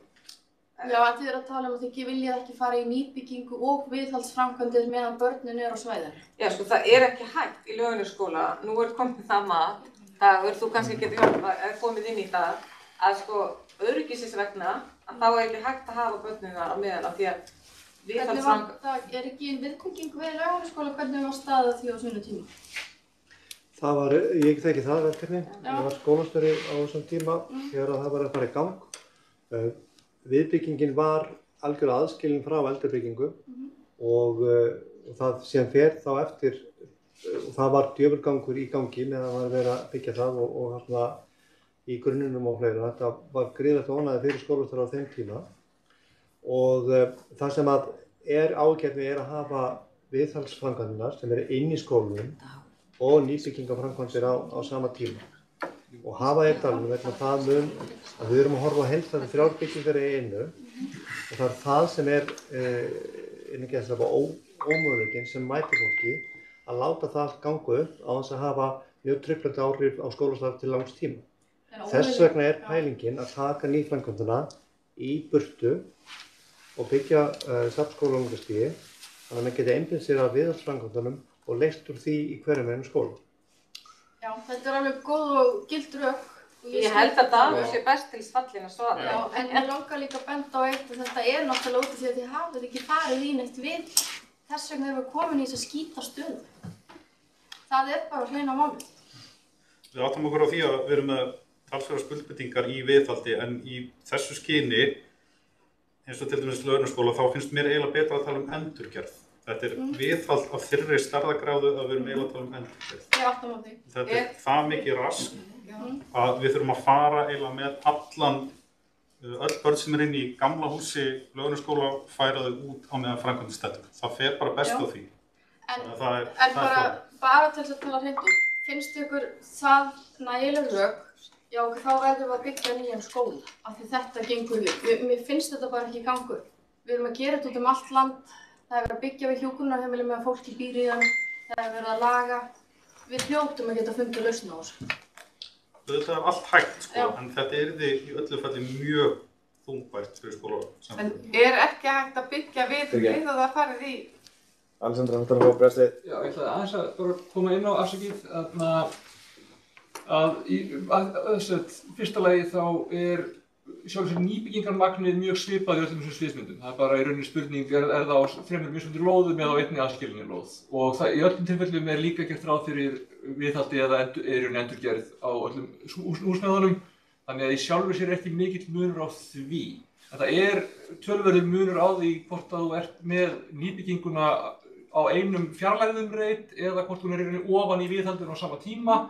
Og þá ertu líka að bara díla við 3 mismunandi, í rauninni 6 mismunandi tímaáætlanir, kannski 6 mismunandi verktaka og við höfum lent í því með þessum miðbæjarleikskólan að það bara gekkst ekki einn einasti verktaki og að það myndi gerast í einu af þessum 6 verkefnum þá myndi öll tímalínan fara í stúruna. Það eru margar ástæður fyrir að tengu ekki tilbúið miðbæjarleikskólan en það ekki hlutarins. Mér langar bara aðeins að klára, svo ég segi það líka að ekkert okkar í pólitíkinni hefur neitt einasta áhuga á því að taka ákvörðun í góðu samráði og koma svo aftur 2 árum seinna og snúa þeirri ákvörðun við. Ég hef alveg mína skoðun á því hvaða leiðum 1 til 4 kannski best, en mér finnst munurinn á þeim ekki þannig að mér hætti það nokkuð tíma þess virði að fresta upphafi framkvæmda 1,5 ár. Eða að mér hætti það nokkuð tíma þess virði að þurfa að mæta fyrir framan íbúa og segja að við varum búin að skipta skoðun. Eða það væri aldrei nein lógík í því fyrir okkur, ekkert okkar langaði það.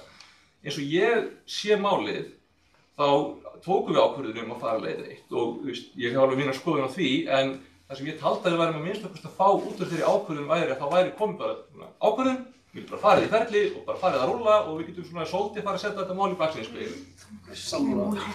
Og það var ástæða fyrir því að ég studdi ákvörðun 1 á sínum tíma þó ég þannig sé að hefði frekar viljað aðra þá. En svo bara, þetta atvegst að þannig ég þarf að fara út úr skólafrístarráði, bara minn oddviti fyrir í fæðingarorlof og ég þarf að leysa hana annar staðar eitthvað og svo kem ég aftur og spyr bara, hvernig er búið að ganga með þetta meðan ég verið í burtu? Og þá bara kemur í raun í ljós að þá því svona rétt að fá þessa skýrslu tilbaka þegar ég spyr.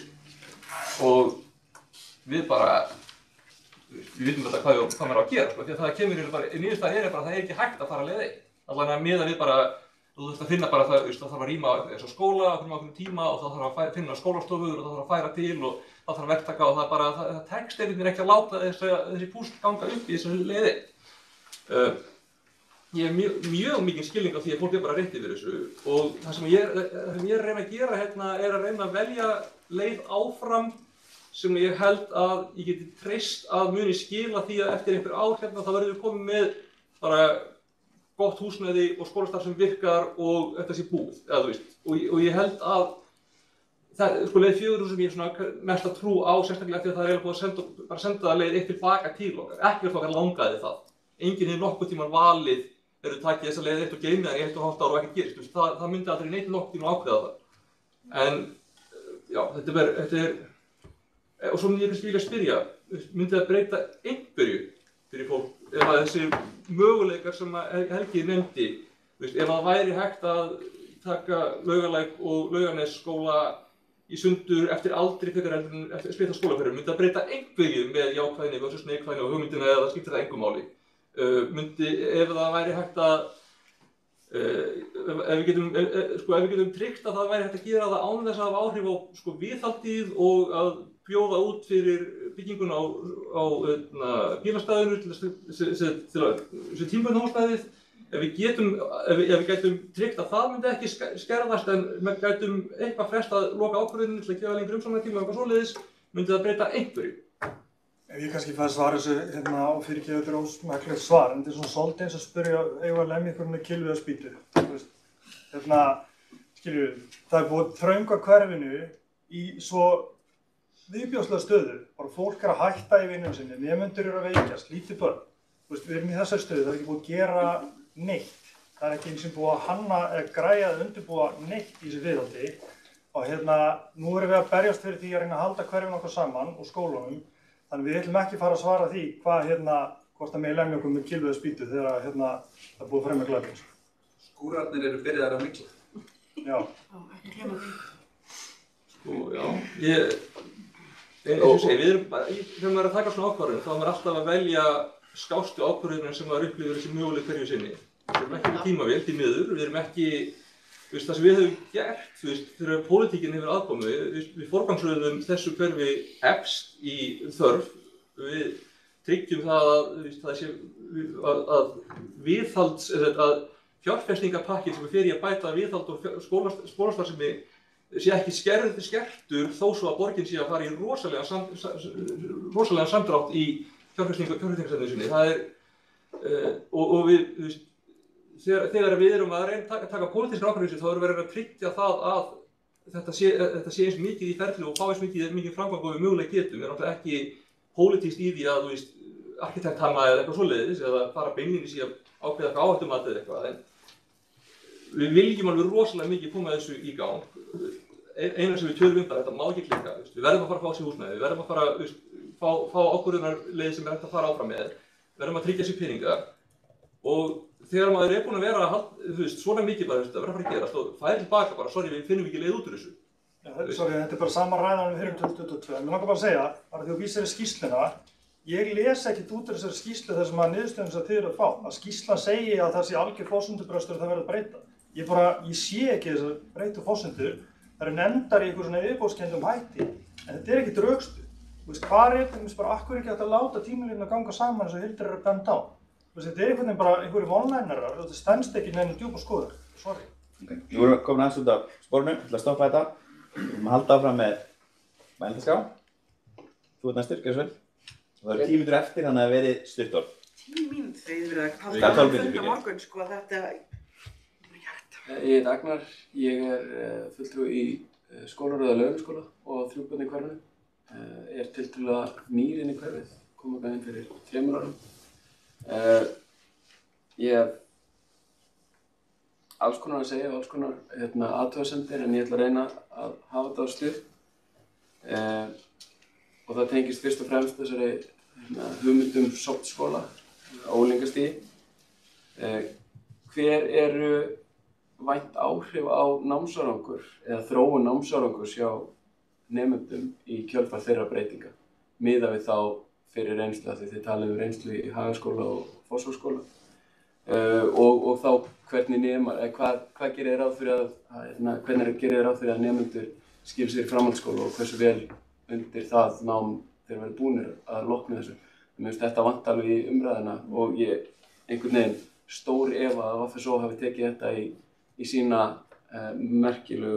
sitt merkilega áhættumat sem að í raun og veru er svona bara að nefna það líka. Það er engar upplýsingur það hvað liggur á baki áhættumati og ég hef sjálfur vinn við að búa til Excel-skjöl og mjög meðvitaður það að það er auðvelt að hafa öll áhrif á allar tölur sem að út úr svoleiðis koma. Kannski best að Helga svarið þessu? Já, Helga getur svo, en já, Ég væri reynda líka til í að fá þetta frá pólitískum fulltrúum. Já, ég Af því að þetta þið eru að segja þið hafið ykkar skoðanir en væntanlega velferð barnanna og framtíð þeirra. Ég svo sem ekkert vilja fara út í, af því mér finnst það bara vera eitthvað sem að kostir í unglingaskóla, þannig að við erum ennþá í einhverju ferli að taka.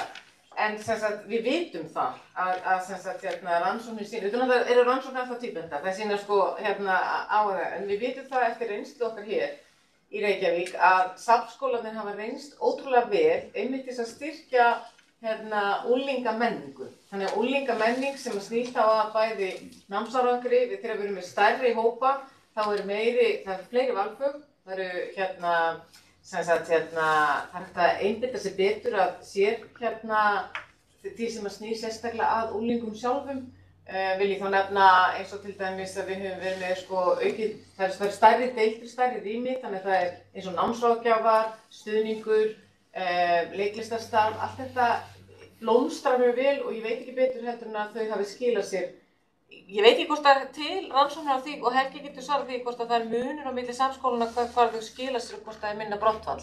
En við vitum það að þau fá aukið val og svo betri ég veit ekki hvort það er eiginlega ekki rétt hjá mér að fullyrða að þau fá betri menntun. Þau fá náttúrulega sambærilega menntun. En þau fá meiri styrkingu í þessari unglingamenningu. Og til dæmis þegar Víkurskóli sem var settur á stað, hann fókusar sérstaklega á vísindi og nýsköpun og þau hafa til dæmis verið að búa til eitthvað sem við gætum ekki gert í öðrum skólum sem er alltaf 3D og ég get ekki eins og nefnt þetta, það er ákveðin sérhæfing sem felst í skólunum sem er hægt að ná betur utanum. En mér finnst einhvern veginn, mér finnst það mjög mikilvægt og mér finnst mjög mikilvægt að ég sé vissulega mjög marga kosti. Sem foreldri sem er búin að eiga 3 börn sem hafa farið úr mismunandi grunnskólum í Vesturbænum yfir í Hagaskóla, að það, ég meina, þroskastökki verður bara eitthvað allt annað. Ég veit að það skiptir svo sem ekki öllu máli fyrir ykkur en vinahópurinn bara gerbreytist og þar hefur reynslu að bara strák sem er í fótbolta og samt sem áður breytist vinahópurinn þó að haldist einhverjir og svo stelpur sem voru bara svona svolítið eina ADHD sem var svolítið skrítinn á sínum fyrir stað og opnaðist bara öðruvísi vinahópur og svo einn sem var... Já, fyrirgeðu, þetta var bara spurningin. En mér finnst líka algjör óþarfi að það sé óþol gagnvart því þegar maður tala. Ég verð að segja það að ef ég er að reyna að rökstyðja eitthvað að þá finnst mér svolítið skrítið þegar það er svona óþol. Ég er ekki að mótast, ég bara segja það að ég er að reyna að útskýra af hverju í fyrsta lagi hef ekki talað um þetta, en í öðru lagi bara út frá minni reynslu þessi spurningin var. Bara til að ítreka, mjög gott að fá svona það sem heitir á ensku anekdótar, en ég er að hugsa meira svona heildrænar rannsóknir það sem er verið að skoða. Það er kannski aðeins bæta við að því að það fór kannski fram, það var meiri umfjöllun kosti og galla á safnskóla í fyrri skýrslunni sem var unnin fyrir sambærilegum 1, 2 og 3 og eins og ég skil að þá eru fræðir tiltölulega saman með það að safnskólar og ólíkastíðir að minnst að ekki verri. Bara aðeins fyllinni myndina. Það sem ræður mestu námsgangi þarna er menntun foreldra. Það er bara langmesta fórspóin er þetta. Og líka eins líka hvaðan fjölskyldutekjur koma, hvort það er frá sem launþegi eða atvinnurekandi eða hvort þú færð heimilistekjur frá henni opinbera og upp á hvað margir það er. Þetta eru langstærstu fórspónþáttunum þannig að miðað við nemendasamsetningu í Laugarneshverfinu og í Langholtsskólahverfinu og svo önnur Laugalækjarskóla vera saman við Réttarholtsskóla og Hagaskóla sem dæmi. Þetta er svona áþekkt íbúasamsetning.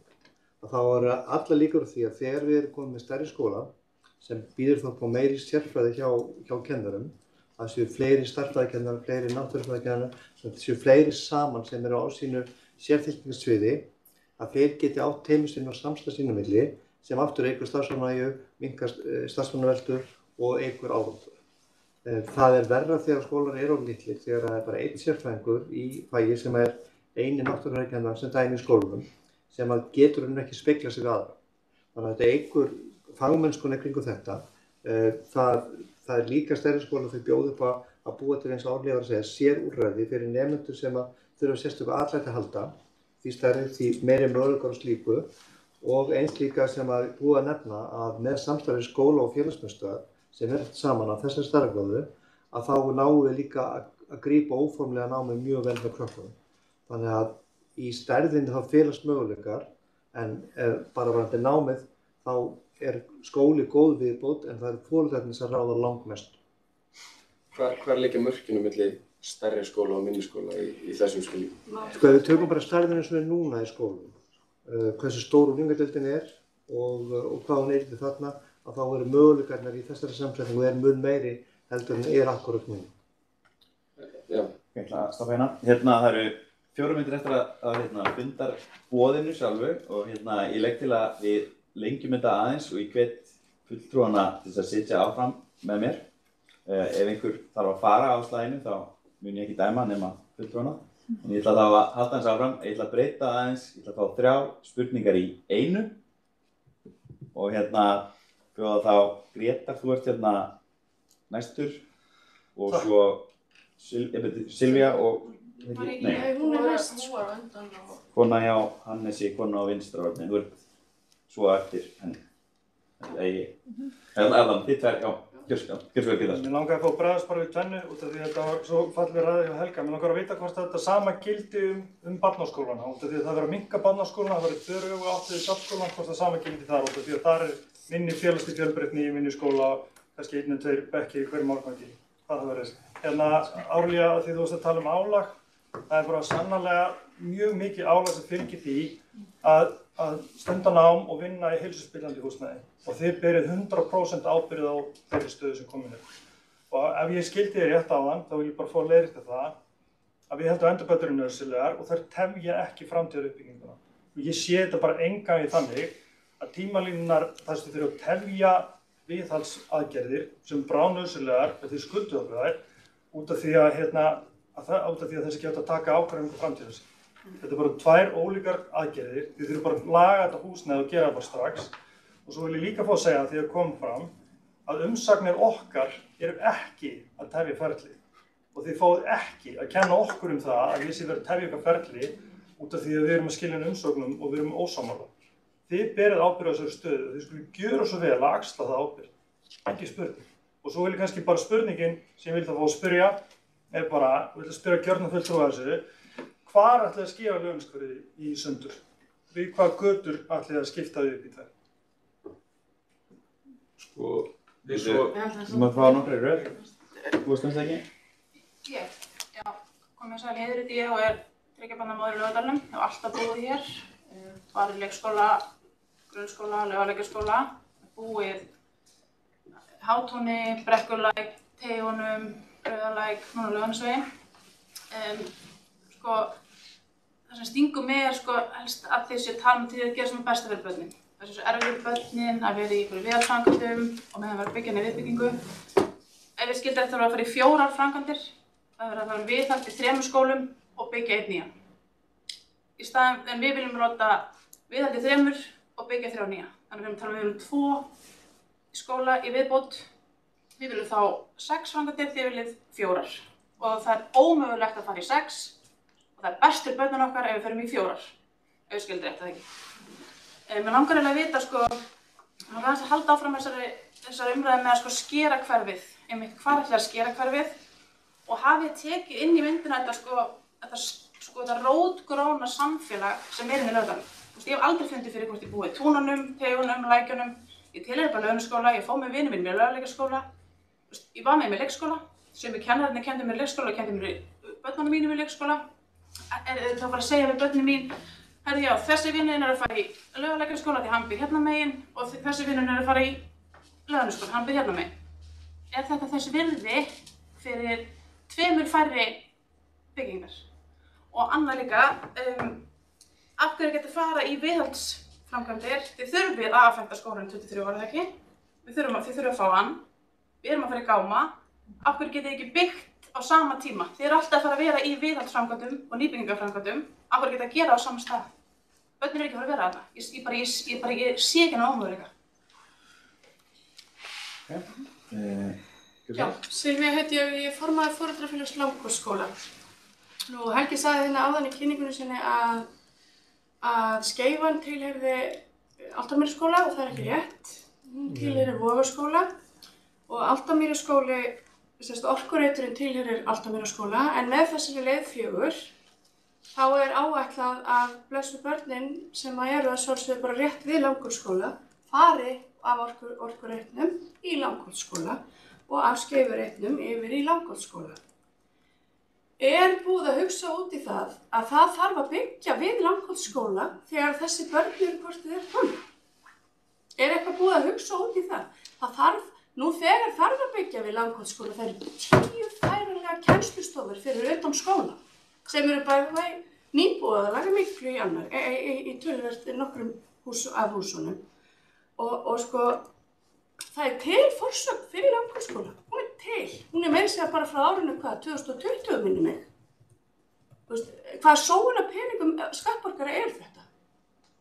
Þetta er forkastanlegt, en ég vil fá að vita, eru þið búin að hugsa út í það hvort að það er ekki pláss þó að við tökum unglingadeildina út úr Langholtsskóla, það verður ekki pláss fyrir þessi nýju börn. Takk fyrir mig. Sko, fyrsta spurningin var sem sagt, er búið að ákveða hvernig á að skipta hverfinu. Það er ekki búið að ákveða hvernig á að skipta hverfinu. Næstu spurningar til... Tillagan var þetta sundlega við það er ekkert fullkomlega ákveðið, sko. Ég veit alveg. Það er ekki, tillagan var sem sagt, en ég held að því svo ákvörðun er ekki komin. Allra aðra spurningar voru húsnæði.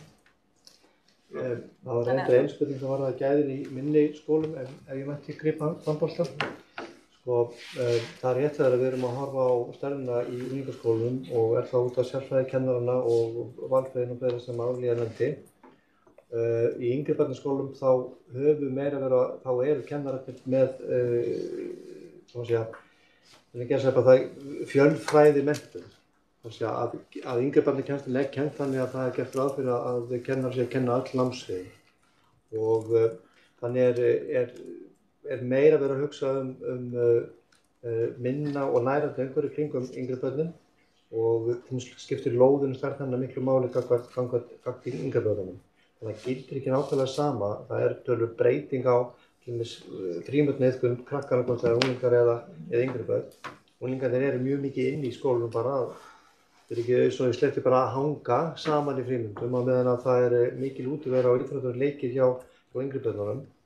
Og það er það sem við sjáum sko, í þessu samhengi að við erum að koma fyrir í minni skólum þar sem það er stærri lóð. Það er svona er pælingin. Þannig að það er ekki alveg það sem gildir í yngri barnaskóla og eldri barnaskóla.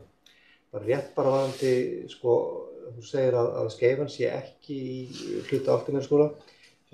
Ég veit og ég er búinn að sjá á vefnum, það er misvísandi skilaboð. Skeifan tilheyrir ekki Langholtsskóla.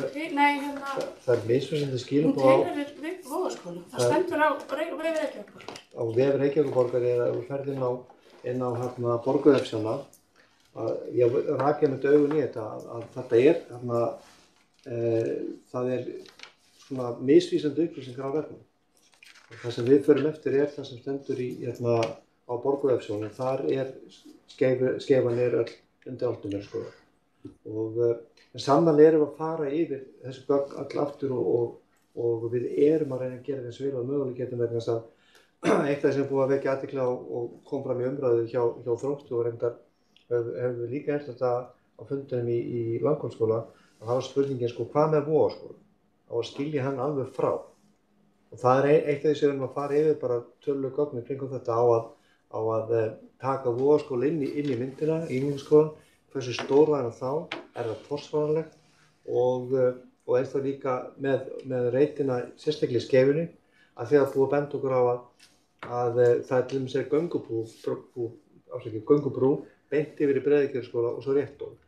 Þannig að við erum að leggjast betur yfir þess að hafa eins mikið af púslunum á réttum stað þannig að kjörnir fulltrúar hafi eins miklar upplýsingar áður að taka ákvörðun. En svo er það varðandi 4-6 framkvæmdin og það, ég held ég var að svara á það. Ég get líka að svara því, Helgi. sko, sviðsmynd 4, hún gerir ráð fyrir 5 mismunandi verkefnum, ekki 4. Það er viðhald í öllum 3 eða endurgerð í öllum 3 grunnskólum, það er nýbygging og það er uppsetning bráðabirgðahúsnæðis. Það er hægara sagt en gert og þarf að fara í gegnum alla sömu kanala eins og bara uppbygging á varanlegu húsnæði. Bara til að árétta þetta að með nýtinguna á bráðabirgðahúsnæðinu að það er ekki allur Laugarnesskóli sem fer út og fer bráðabirgðahúsnæði heldur einhvers hluti. Hversu stór hluti á skólanum það verður, ég er ekki alveg með tölun á því, en þetta þýðir semst að skólastarf verður tvískipt á meðan endurgerðar framkvæmdum stendur. Hvað gerir restin? Má ég spyrja hans einu út þetta? Þannig að það er algjör, ykkur finnst það bara að vera make or break, hvort að það er svakalega miklu meiri röskun fyrir börnin að það sé verið að byggja við á sama tíma. Já, okkur finnst það að vera gríðarlega mikið Og það er bara þá í lagi að tvístra hverfin í tvennt. Það er ekki, finnst ykkur það ekkert of mikil röskun, skipta hverfin í tvennt, til að spara hvað? Ekki mitt til að svara sko, en það snýst ekki peningar sko. Nei, þeir tala um þetta áhættumat ykkar. Það vantar svo mikið inn í þetta áhættumat. Hvað áhrif hefur það á líðan barnanna þegar það er verið að skipta rótgrónu hverfi í tvennt? Hafið þið reynslu af þessu?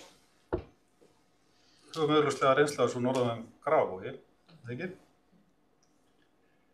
Jú, við fórum í endurskipulagningu þar og þarna Hvar? í norðan Grafarvogi. Tókuð þið stórt samfélag og tvístu við því? Grafarvogi? Sko, þetta er reyndar 10 útskýringin en sko, það var þannig að það voru 4 skólabyggingar í norðan Grafarvogi og það er Borgarskóli, Engjaskóli, Víkurskóli og Korpússkóli. Skólahald var þannig að nemendur voru, þetta var svona tvískipt, Engjaskóli og Borgarskóli myndu eina heild og svo Víkurskóli og Korpússkóli. Og krakkarnir voru í Korpússkóla upp í 7. bekk og fóru svo inn í Víkurskóla sem að hýttu skólafélag og kláruðu svo unglingastigið þar. Í Engjaskóla og Borgarskóla var það þannig að 1. til 4. bekkur var hvor sig í sínu skóla. Þegar voru á miðstigi þá hittist þau öll í Borgarskóla og svo þegar fóru yfir unglingastig þá fóru öll yfir Engjaskóla. Þannig að Engjaskóla var með ýmsastig og unglingastig og Borgarskóla með ýmsastig og miðstig. En svona 2 skólar. Og það sem við gerum við lokum Korpússkóla og setjum öllum unglinganum úr borgaröðum saman í Víkurskóla og skiptum svo upp hverjum hinu þannig að börnin færu í annars fyrir Engjaskóla og svo Borgarskóla. Þannig að já, við vorum að skipta upp skólum og búa til nýja nemendahópa og annars slíkt í leiðin. Má ég bæta einu við þetta af því að ég spurði hérna áðan sko af því að það er í svona tillögunni er hugmynd að hvar væri þetta að skipta hverjum í tvennt. Við minnir það sér sundlegarlegur í Maðagjálfi. Já. En svo spurði ég hérna áðan hvort það myndi skipta einhverju máli ef við myndum geta gert þetta með einhverjum hætti þannig að það er ekki skipt og mér har sagt hér að það myndi ekki skipta neinu máli. Nei, við viljum fá sviðsmynd 1, þetta er ekki flókið. Ég skil en, þú veist, er aðalatriði að það megi ekki skipta hverjum í tvennt? Eða þú veist, ég skil ekki. Aðalatriðið er að það átti að vera að skipta hverfinu, punktur. Já, ég veit, en ef við getum gert þetta aðeins að skipta hverfinu, myndi það skipta einhverju máli? En það er ekki eina af sviðsmyndunum, ég held að það sé vandamálið. Nei, það er 3 sviðsmyndir upphaflega að laða fram og af þeim mjög greinilega fyrsta sviðsmyndin sem okkur hugnast best. Ég skil. Síðan kemur núna 4. sviðsmyndin og hún er í raun og veru 3. sviðsmyndin pluss má. Ég skil. En það var aldrei neitt annað einhvern veginn til umræðu og þar með höfum við ekki reynt að leysa vandamálið á þann hátt. Af því að við höfum ekki þær forsendur sem þið eru að reyna að leysa. Akkurat, við erum hérna að reyna að leysa og þess vegna spyr ég sko, ef við gætum fundið leið til þess að gera þetta án þess að skipta hverjum í tvennt. Ég hefði haldið að það myndi að skipta einhverju máli miðað við það hvað fólk er ósáttið að skipta hverjum í tvennt. Já, við erum bara að finna leið til að byggja við skólana, það er það sem við erum að byggja. Hvað eru mikið? Sko, það sem ég bara, að því ég gaf þetta svar, kannski fá að svara því, að hér erum við að ræða að ég ætla að fara í uppbrot á öllu skólakörinu og allt það sem við erum búin að vera að ræða.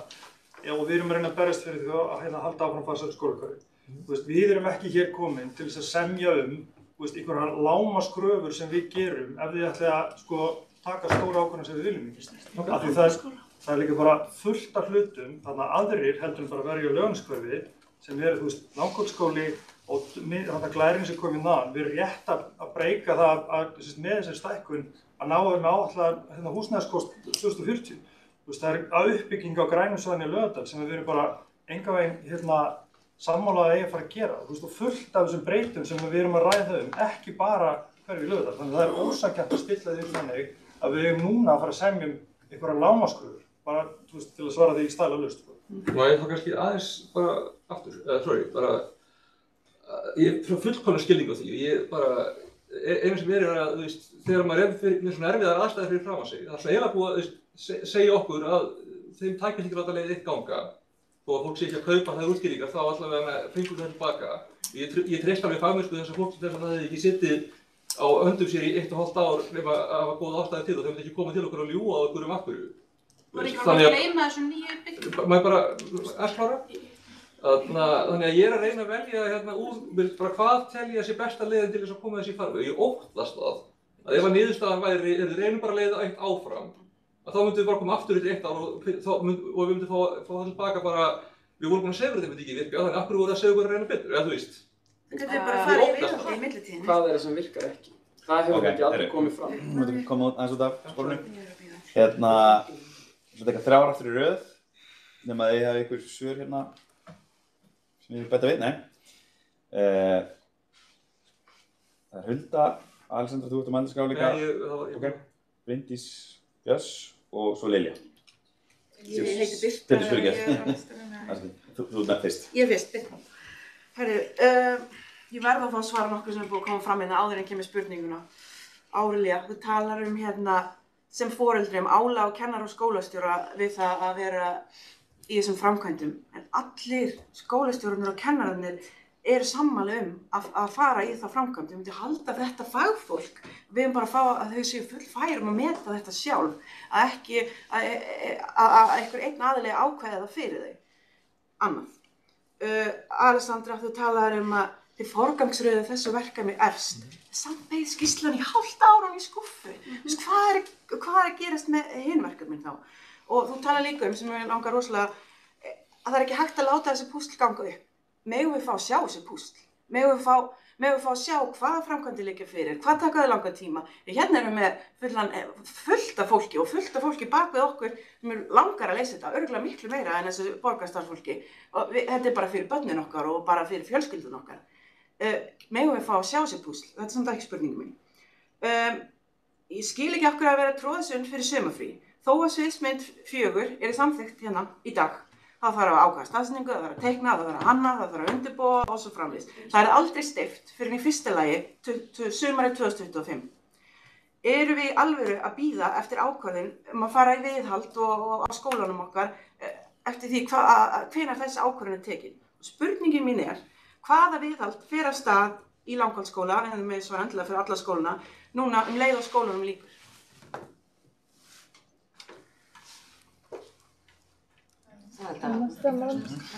Jú, það er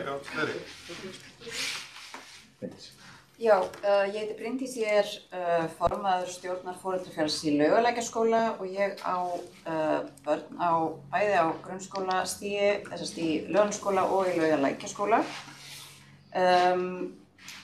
Sko, ég er búin að nefna þetta á 2 fundum og ég ætla að nefna þetta aftur af því að það mættu ekki allir á þá fundi.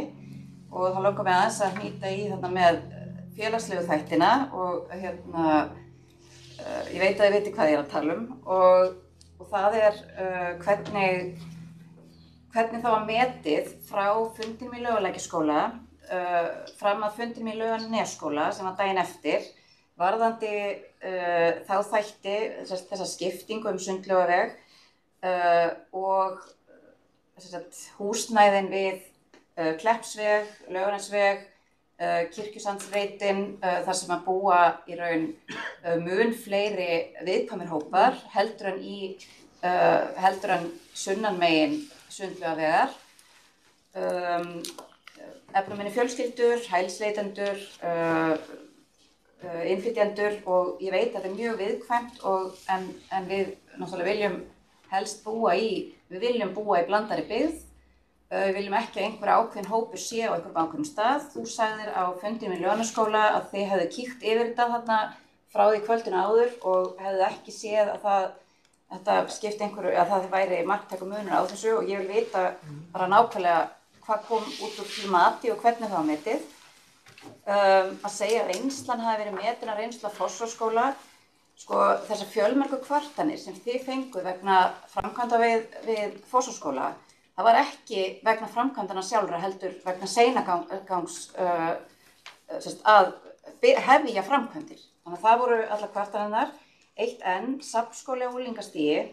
Þið voru með fund með ungmennaráði sem að skaraðist við fundin í Laugarnesskóla sem var mjög miður og hverjir mættu á þann fund og voru ungmennin með einhvern sér til halds og traust sem gat í raun bakkað upp og ekki bara af því að dóttir mín í ungmennaráði og hún sagði að þetta hefði verið selt mjög fallega þannig á þessum fundi en hún gerði athugasemdir það hvernig ætti að koma að allir þeirri starfsemi sem að skólarnir hafa byggt upp, hvað verður skrekk, hvað verður atriði hvers skóla, hvernig á að velja, það komast bara 30 sviði í skrekk, hvernig verður það valið úr 700-800 barna skóla og allir þessi viðburðir, hvernig verður með böllin, verður bara einn árgangur í einu, sko, þau mun ekki hafa yfir sín árgang, þau mun ekki þekkjast þvert á árganga,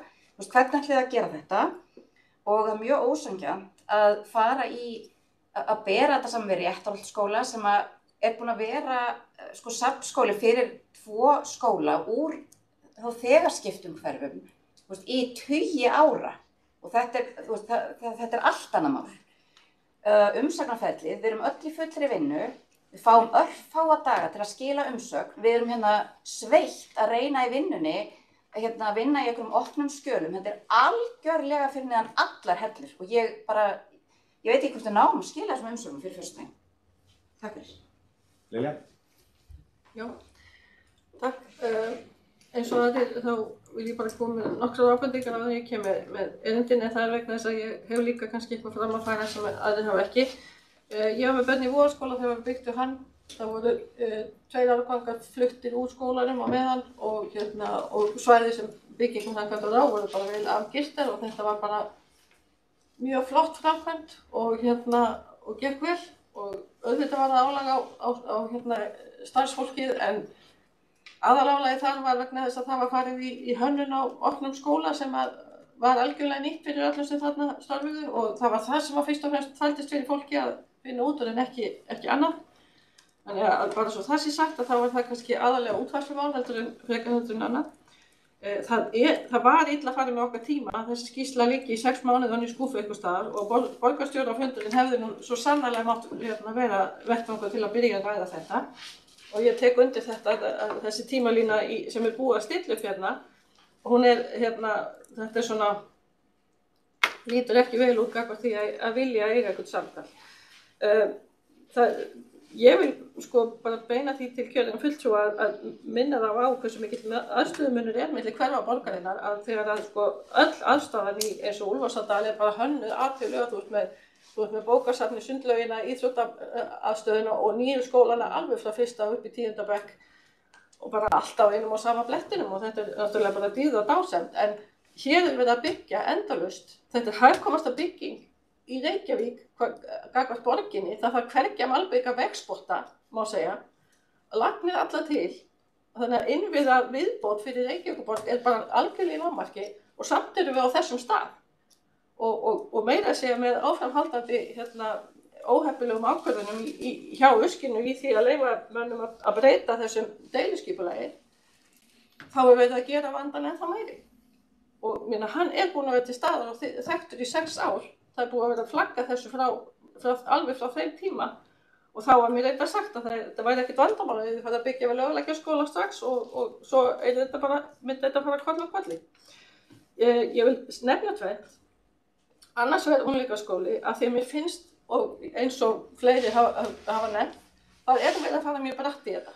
Og ákvörðunin að byggja unglingaskóla, einn unglingaskóla fyrir 700 nemendur, er bara, mér líður svolítið eins og einhver hafi setið svona og reykið puttan upp í lofti. Já, þetta verða svona 700 nemendur, við setjum hann í einn skóla. Hagaskóli er rétt 600 nemendur, 620-30, stærsti unglingaskóli á landinu og Réttarskóli er rétt svona, með 400 og hefur verið þar. Það munar nú líklega að nemendur úr Vogaskóla eru sendið þangað einhvern tímann af því að þá var einhver hreyfing á stærri árgöngum og þá var það kynnt fyrir okkur einmitt að þá er hægt að hafa fjölbreyttara val og það er aðal ávinningurinn í því allir saman. Þannig að maður hefur séð ýmislegt gerast hérna í þessu en við verðum bara að standa vaktina gagnvart því að unglingarnir, börnin og unglingarnir hér í þessu hverfi eiga alveg sama rétt á góðu, vel hönnuðu umhverfi eins og hinni. Af hverju er það einn skóli en ekki tveir? Af hverju er við ekki að byggja 2 unglingaskóla? Er það kannski bara málið? Væri það meiri balans í einhvern veginn að skipta þessu einhvern veginn öðruvísi? Hvernig dettur mönnum í huga það sé hægt að rúlla því áfram í gegnum kerfið að byggja á einhverja 3 lóðum í Laugardal? Það verður hver hundin upp á móti annarri að samþykkja deiliskipulag. Ég get sagt ykkur það hér og nú. Þróttur er búin að láta heyra í sér. ISI náttúrulega lætur náttúrulega á bara þetta svæði í rauninni í skipulagi og svo er það símaritari. Halló! Man enginn eftir hvað verður í gangi. Það er 80.000 undirskriftir rúluðu bara hérna úti á nokkrum vikum. Þannig að ég held að það þarf að hlusta, það þarf að eiga betra samtal, það að stilla okkur upp í vegg og segja að það er að taka ákvörðun 12. júní er bara dálítið glatað. Og með þessu ferli, og ég tala ekki um þessum aðdraganda, þá er náttúrulega búin að rjúfa ákveðið traust. Því miður. Ég heiti það bara foreldrunum hérna, menn ég er ekki lengur með börn í skóla hér, en ég er með 1 leikskólabarn sem í hverfinu, sem gert að komast í leikskóla í hverfinu, og já. Þannig að enda 10. hvert leikskólabarn í hverfinu, það verður að fara út fyrir hverfið í leikskóla. En við hljótum að geta gert betur. Ég veist bara við eiga að pröfa því. Ána, ég byrja að svara, þá ætla ég að koma því að ég hef lokað fyrir Mældarská. Það er ennþá nokkrir aftan sem eru Hittverð og Ásbjörn. En byrjum á svörunum. Fyrir byrja. Ég skal aðeins byrja varandi félagslegu þættina. Hér er svona, hvað má kannski segja, tregt tunga hræra vegna þess að þetta er svo mikið trúnaðargögn sem við erum að nota þegar kemur að félagslegum breytum bak við skóla og við notum þessar breytur til þess að úthluta fjármunum til tiltekinna skóla umfram aðra skóla út af félagslegum bakgrunni nemenda. Og af því að því var haldið á loft við fundinum í Laugalækjarskóla að við værum að búa til nýtt Breiðholt þarna norðanmegin við þetta Laugalækjarskóla. Það var sagt. Og það var það sem ég bað að yrði farið yfir og þess vegna gat ég fullyrt það á fundinum í Laugalækjarskóla að svo væri ekki. Það væri vissulega munur og það er Kleppsvegurinn og Kleppsvegur, Laugarnesvegur, Kirkjusandsreitur og ég var ekki að bera þetta saman við Breiðholt, bara svo að það sé sagt. Ég bara nefndi það en ég var ekki.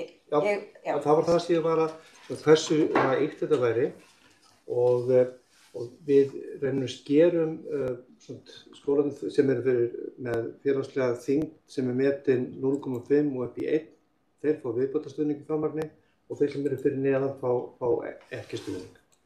Og það er þannig að Laugalækjarskóli og Laugalækjarskóli eru þarna í þyngdarstöðlum 0,20 og Laugalækjarskóli er 26 og Laugalækjarskóli er 0,28 þannig að meðaltal þetta milli er einhvers staðar 0,27 og millera er ég dreg þá ályktun og breyturnar sem við erum að skoða er þarna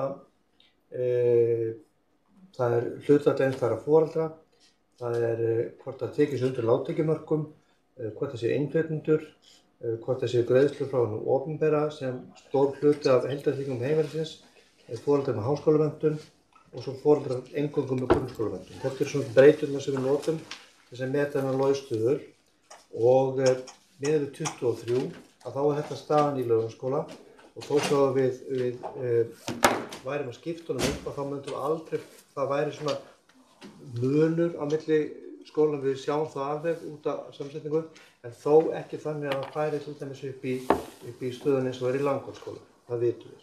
það mun þyngra félagslega samneyti samtals í landkvæmsskólanum heldur en þarna niður. En við samnálag gátum við ekki fara einhver einstu götu, einhvert heimili, það var á skammur fyrirveri og það upplýsingar sem við þurfum að kaupa frá Hagstofunni og það bara náðist ekki að gera svoleiðis og þess vegna eðlilega að því þessi spurning kom á þessum 2 fundum möguleiki á annarri skiptingu heldur en eftir götu, möguleiki að skipta yngri og eldri og við erum bara að safna gögnum kringum kost og galla við slíkt.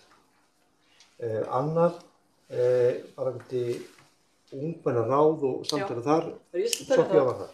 Þegar það var ljóst að fundurinn í Laugarnesskóla væri að dragast á langinn og ungmennaráð Laugardals og Ályktis fundar alltaf klukkan 5 og frestu verið að fundur sínum aðeins til þess að geta hitt hópinn sem að koma að kynna og þá tókum við það ákveðin ég ásamt Hafdísi Perlu sem starfa með Hannesi. Við fórum og kynntum bara sambarilega glæru sýningu eins og Helgi hefur farið í gegnum fyrir þeim ungmennaráðsmeðlumum sem mættu og í framhaldi sendið þeim líka kynninguna því þau ætla að hittast aftur í gær að mig minnir á þriðjudegi til þess að taka þá vinnu við umsagnarferlið og allt sem að þú nefndir var rætt á fundinum þar sem að þau komu sínum áhyggjum á framfæri gagnvart eins og til dæmis með skrekk og ég hvatti þau til að setja þetta allt í sína umsögn og held að þau bara séu. Það voru rosalega flottir einstaklingar sem mættu þarna á fundinn með mjög mikið á skoðunum og ég heyrði á þeim að þau höfðu áhyggjur af íþrótta aðstöðu sinni, töldu að þau hefðu þurft að víkja svo mikið úr sínum það voru þrjár ungar konur sem voru að tala að það voru leðurleikaskóla sem hefðu þurft að víkja svo mikið á íþróttastarf úr skólanum sínum og svo töluðu við líka áhyggjur að það væri ekki nógu góður salur ef það væri stór unglingaskóli fyrir þá dansleiki eða eitthvað slíkt á vegum skólas og félagsmiðstöðvarinnar og svo rædduðu við líka svona skiptingunum nákvæmlega svo Helgi var að tala núna og þið hafi verið að ræða skiptingu milli yngri barna skólana og höfðu mikla áhyggjur af því. En ég hvatti þau bara til þess að koma þessu öll að framfæri og ég hef töluverða reynslu að vinna með ungum krökkum í svona vinnusmiðjum þannig að mér þykir mjög leitt að heyra ef þessar ungu stúlkur hafa upplifað að ég væri með eitthvað skoðanamyndandi áhrif þarna inni því það var alls ekki það sem ég gerði. Ég var bara að leggja fram þegar við bara biðið þeim umsögn þessi sviðsmynd 4. Það var ekki búið að taka neinar ákvarðanir og bara á sama máta eins og þau skiluðu afskaplega bara mjög góðri vinnu og þessi starfsmenn sem að vinna með ungmennaráðinu sem koma eiginlega úr 3 hverfum eru þeim þar til liðstyrks en sannarlega ekki skoðanamyndandi eða að fara að skrifa þetta fyrir þessa krakka en ég verð að segja að ég dáðist að þessum einstaklingum sem mættu hvað mér fannst þau vísin og bara skynsum og komið með allar þessi ábyrtingar sem þið hefur verið að koma líka með. Þau deila alveg ykkar áhyggjum og vilja láta rödd sína heyrast.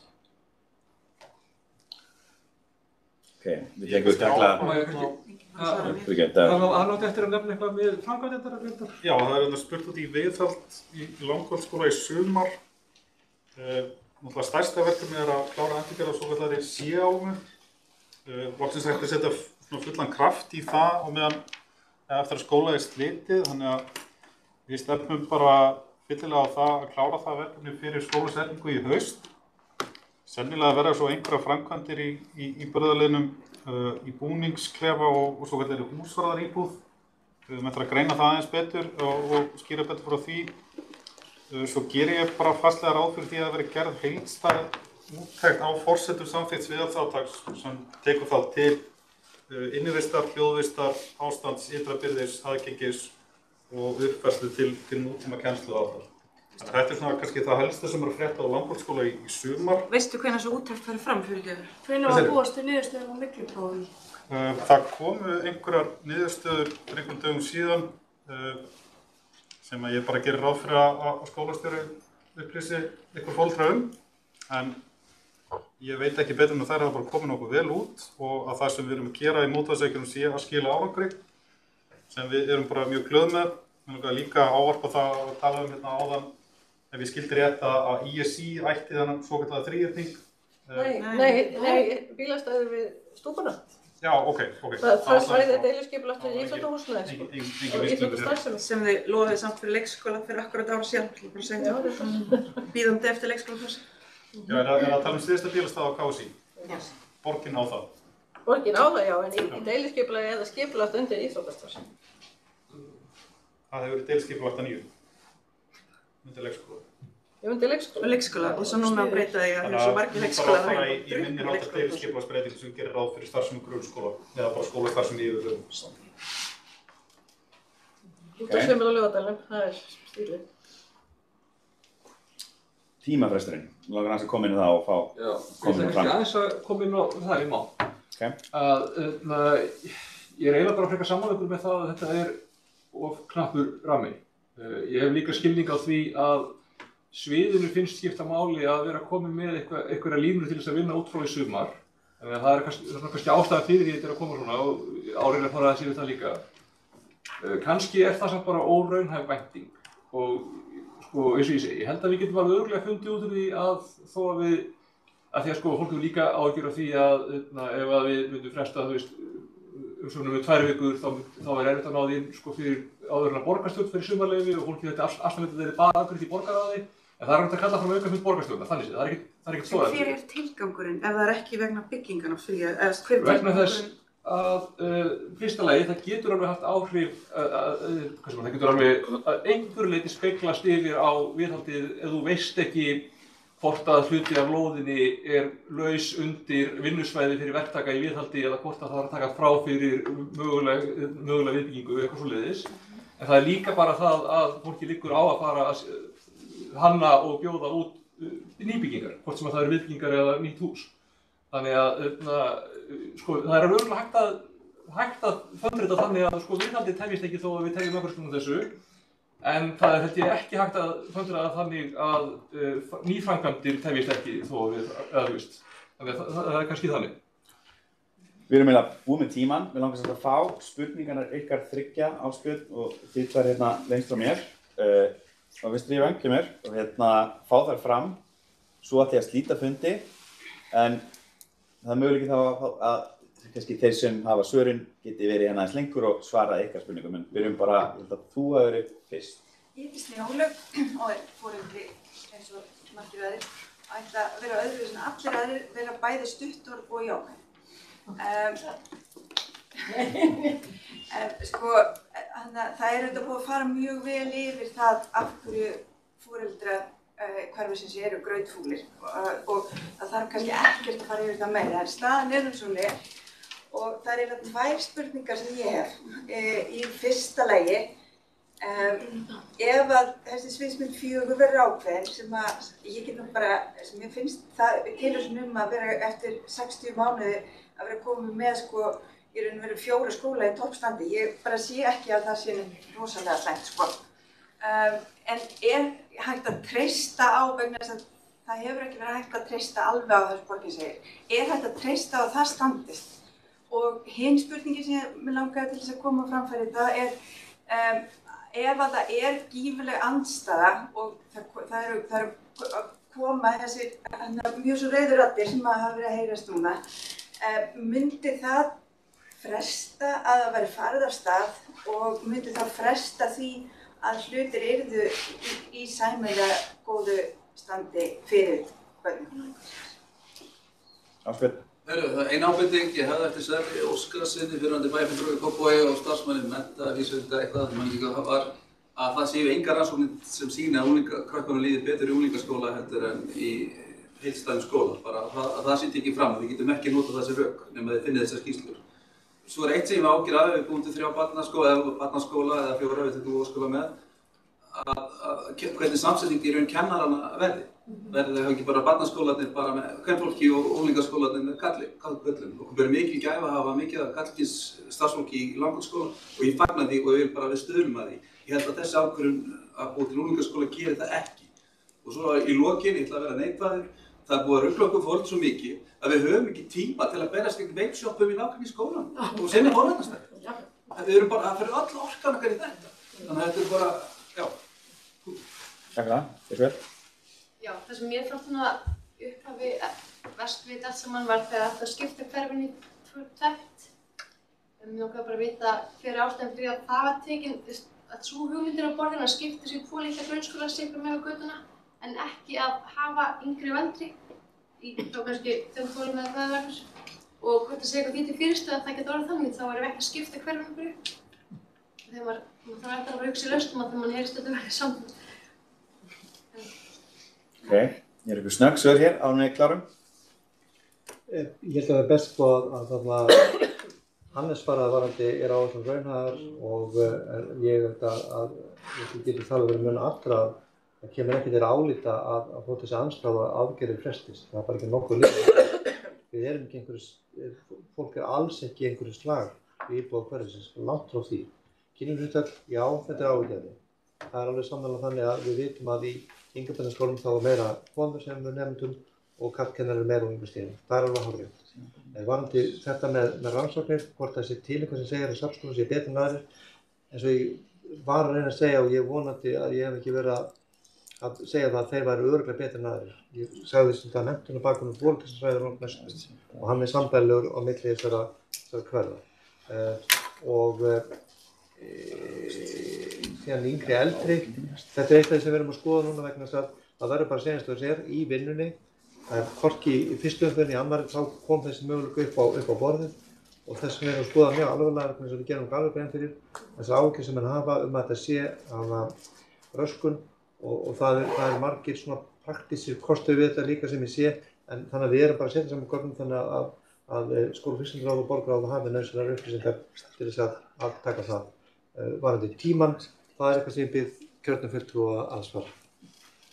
Tíminn, hver var spurningin? Núna að þetta sé svo mikill asi í þessu, hvort það þurfi bara að taka lengri tíma til þess að mann geti andað með þessi aðstæður og geti verið að huga að því að berjast móti veip og öðru slíku. Spurningin var reyndar hvort að við getum treysti að ef það er tekin ákvörðun sem er greinilega mjög brýnt að þurfa að gera, hvort við getum treysti að þessi 60 mánuðir standist. Þess vegna í rauninni, það er munurinn á þessari framkvæmd með aðra og ég ætla að reyna með einn stutt því að ég orðið verið það að það er ekki tól fyrir því að ég tali lengur. Þannig að já, við erum búin að fá Hannes til þess að í rauninni tryggja það og þá bara vísa ég spurningu til þín Hannes. Sko það sem við höfum verið að leggja aðaláherslu á undanfarna daga og vikur það er að reyna að átta okkur á sko, stöðu undirbúnings. Þetta er mikil undirbúningur á hverjum stað og þetta er líka undirbúningur sem var verið að horfa til með nýja skóla á öllum stöðum. Núna ef til stendur að breyta þeim áætlunum þá þurfum við að leggja mat á það, sjálfsagt mat, hvernig ný skólinn byggjast og það er til nokkuð góð gögn það hvernig nýbyggingar hafa þróast þegar farið er af stað, að það er einlega vilji. Sko, þegar við vorum fengin að þessu verkefni þá var það bara einlegur vilji borgaryfirvalda að við myndum taka svolítið í taumana og sjá til þess að þessi verkefni fengi framgang. Og borgarkerfið er alveg tilbúið. Það er bara að samræma aðgerðir og reyna að draga fram áhersluatriði. Og núna snýst vinnunum það að reyna að flýta þessu verkefni, reyna að færa þau meira samhliða ef það er mögulegt og reyna samt ekki að overdósa verktakamarkaðinn. Það þarf að gæta því að það séu að koma tilboð og það séu raunhæf og menn vitið það ekki að þið sitji einir að köllunum og geti boðið hvað sem er. Þannig að já, það er eins og þetta blasir við mér að þá á það alveg verið hægt standa við þessa tímalínu. En það var líka spurt þessa 8, 10 og 6 mánuði fyrir sviðsmynd 1. Ég skoðaði hann alveg sérstaklega hver framkvæmd tekur við að öðru vegna þess að skólahótelið þarf að taka nemendahópum frá mismunandi stöðum og þá þarf skólinn að losna öllu eða einhverju leyti til þess að taka næsta skóla. Ég held að það sé ekki vanáætlun. Ég held að það sé bara þetta mikið lengri prósess. Svona eins og maður horfir á það utanfrá. Okay. Takk fyrir þetta. Ég ætla að koma áleiðis frá íbúðarráði. Þetta er of knappur tími til þess að geta skilað inn umsögn og ég hvet ykkur eindrið til þess að endurskoða umsögnarfrest. Ég heyri það að það er líka krafa frá þrotafélögunum þetta, þannig að ég myndi endilega vilja fá sjá meiri tíma. Annars þakka ég ykkur starfsfólkinu og pólitískum fulltrúum að koma hérna til okkar og kynna fyrir okkur verkefnið og tími þá líka að finna. Takk fyrir. Takk fyrir. Fulltrúar Grétar hefur drög af bókun sem er endilega svart. Já, tilbúin bókun sem við ætlum að sjá á skjá. Já, þú mátt ekki að lesa hann upp, hún er löng en það er alveg... Þú mátt lesa hann upp og upp, en ekki líka að segja. Já, ég ætla bara að varpinni. Það er áttinn bókun, ég þarf ekki svo. Það er búin að skjá. Það getur við séð en ekki að það. Ég er bara...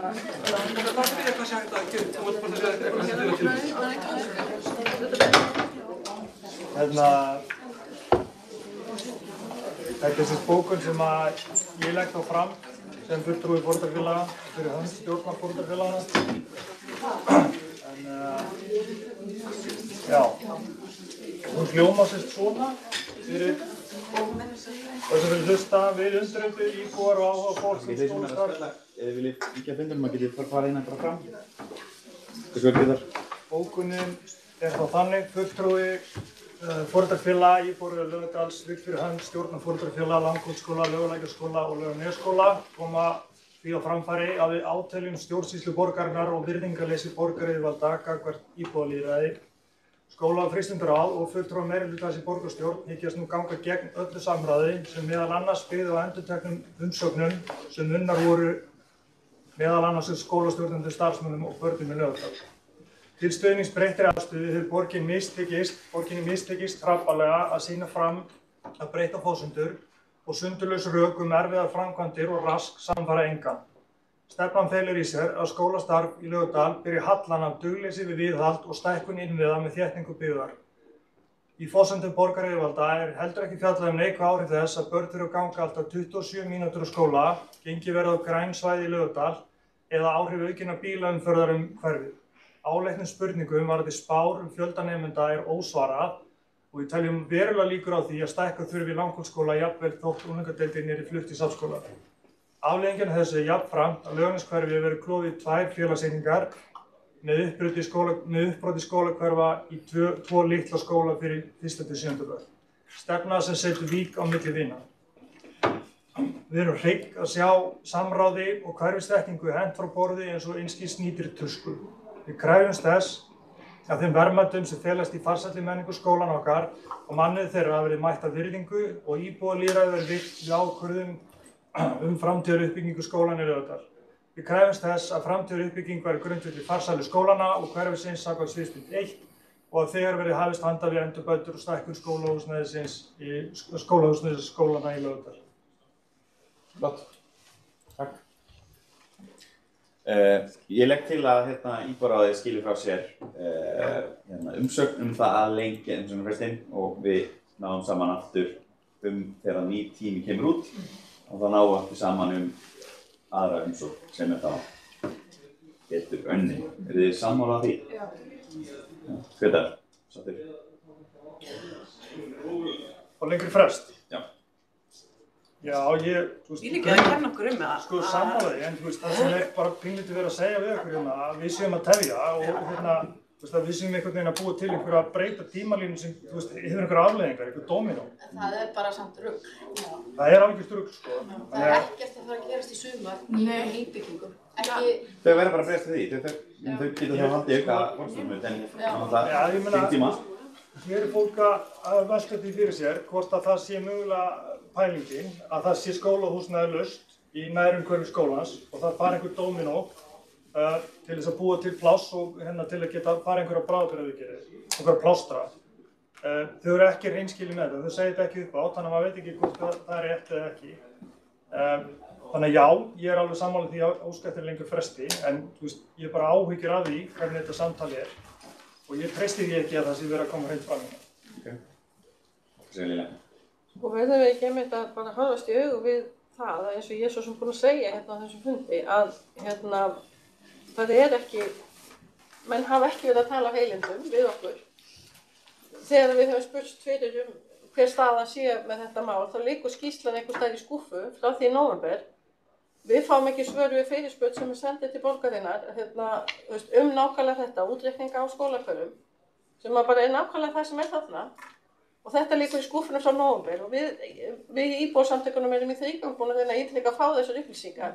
Þannig að það er ekki verið að vinna með gögnum, það er ekki verið að vinna, sem sagt, fylgja fyrri ákvörðun. Við sjáum ekki merki þess. 19 mánuðum eftir samþykkt hennar, þá er ekki verið að vinna eftir henni og svo allt í einu á að fara að stilla okkur upp við vegg og ef við ekki segjum já og amen þá byrjum við ykkur ábyrgð. Það er ófært. Þannig að við verðum að segja núna, mér finnst við verðum að segja meira en bara að biðja meiri frest. Við verðum að segja bara að þetta verklag við samtalið við íbúa sé ekki ásættanlegt. Þannig að hvort við viljum fordæma það eða hvort við viljum allavega koma því sterkt á framfæri að þetta sé óeðlilegt ferli fyrir þetta svona stórt mál.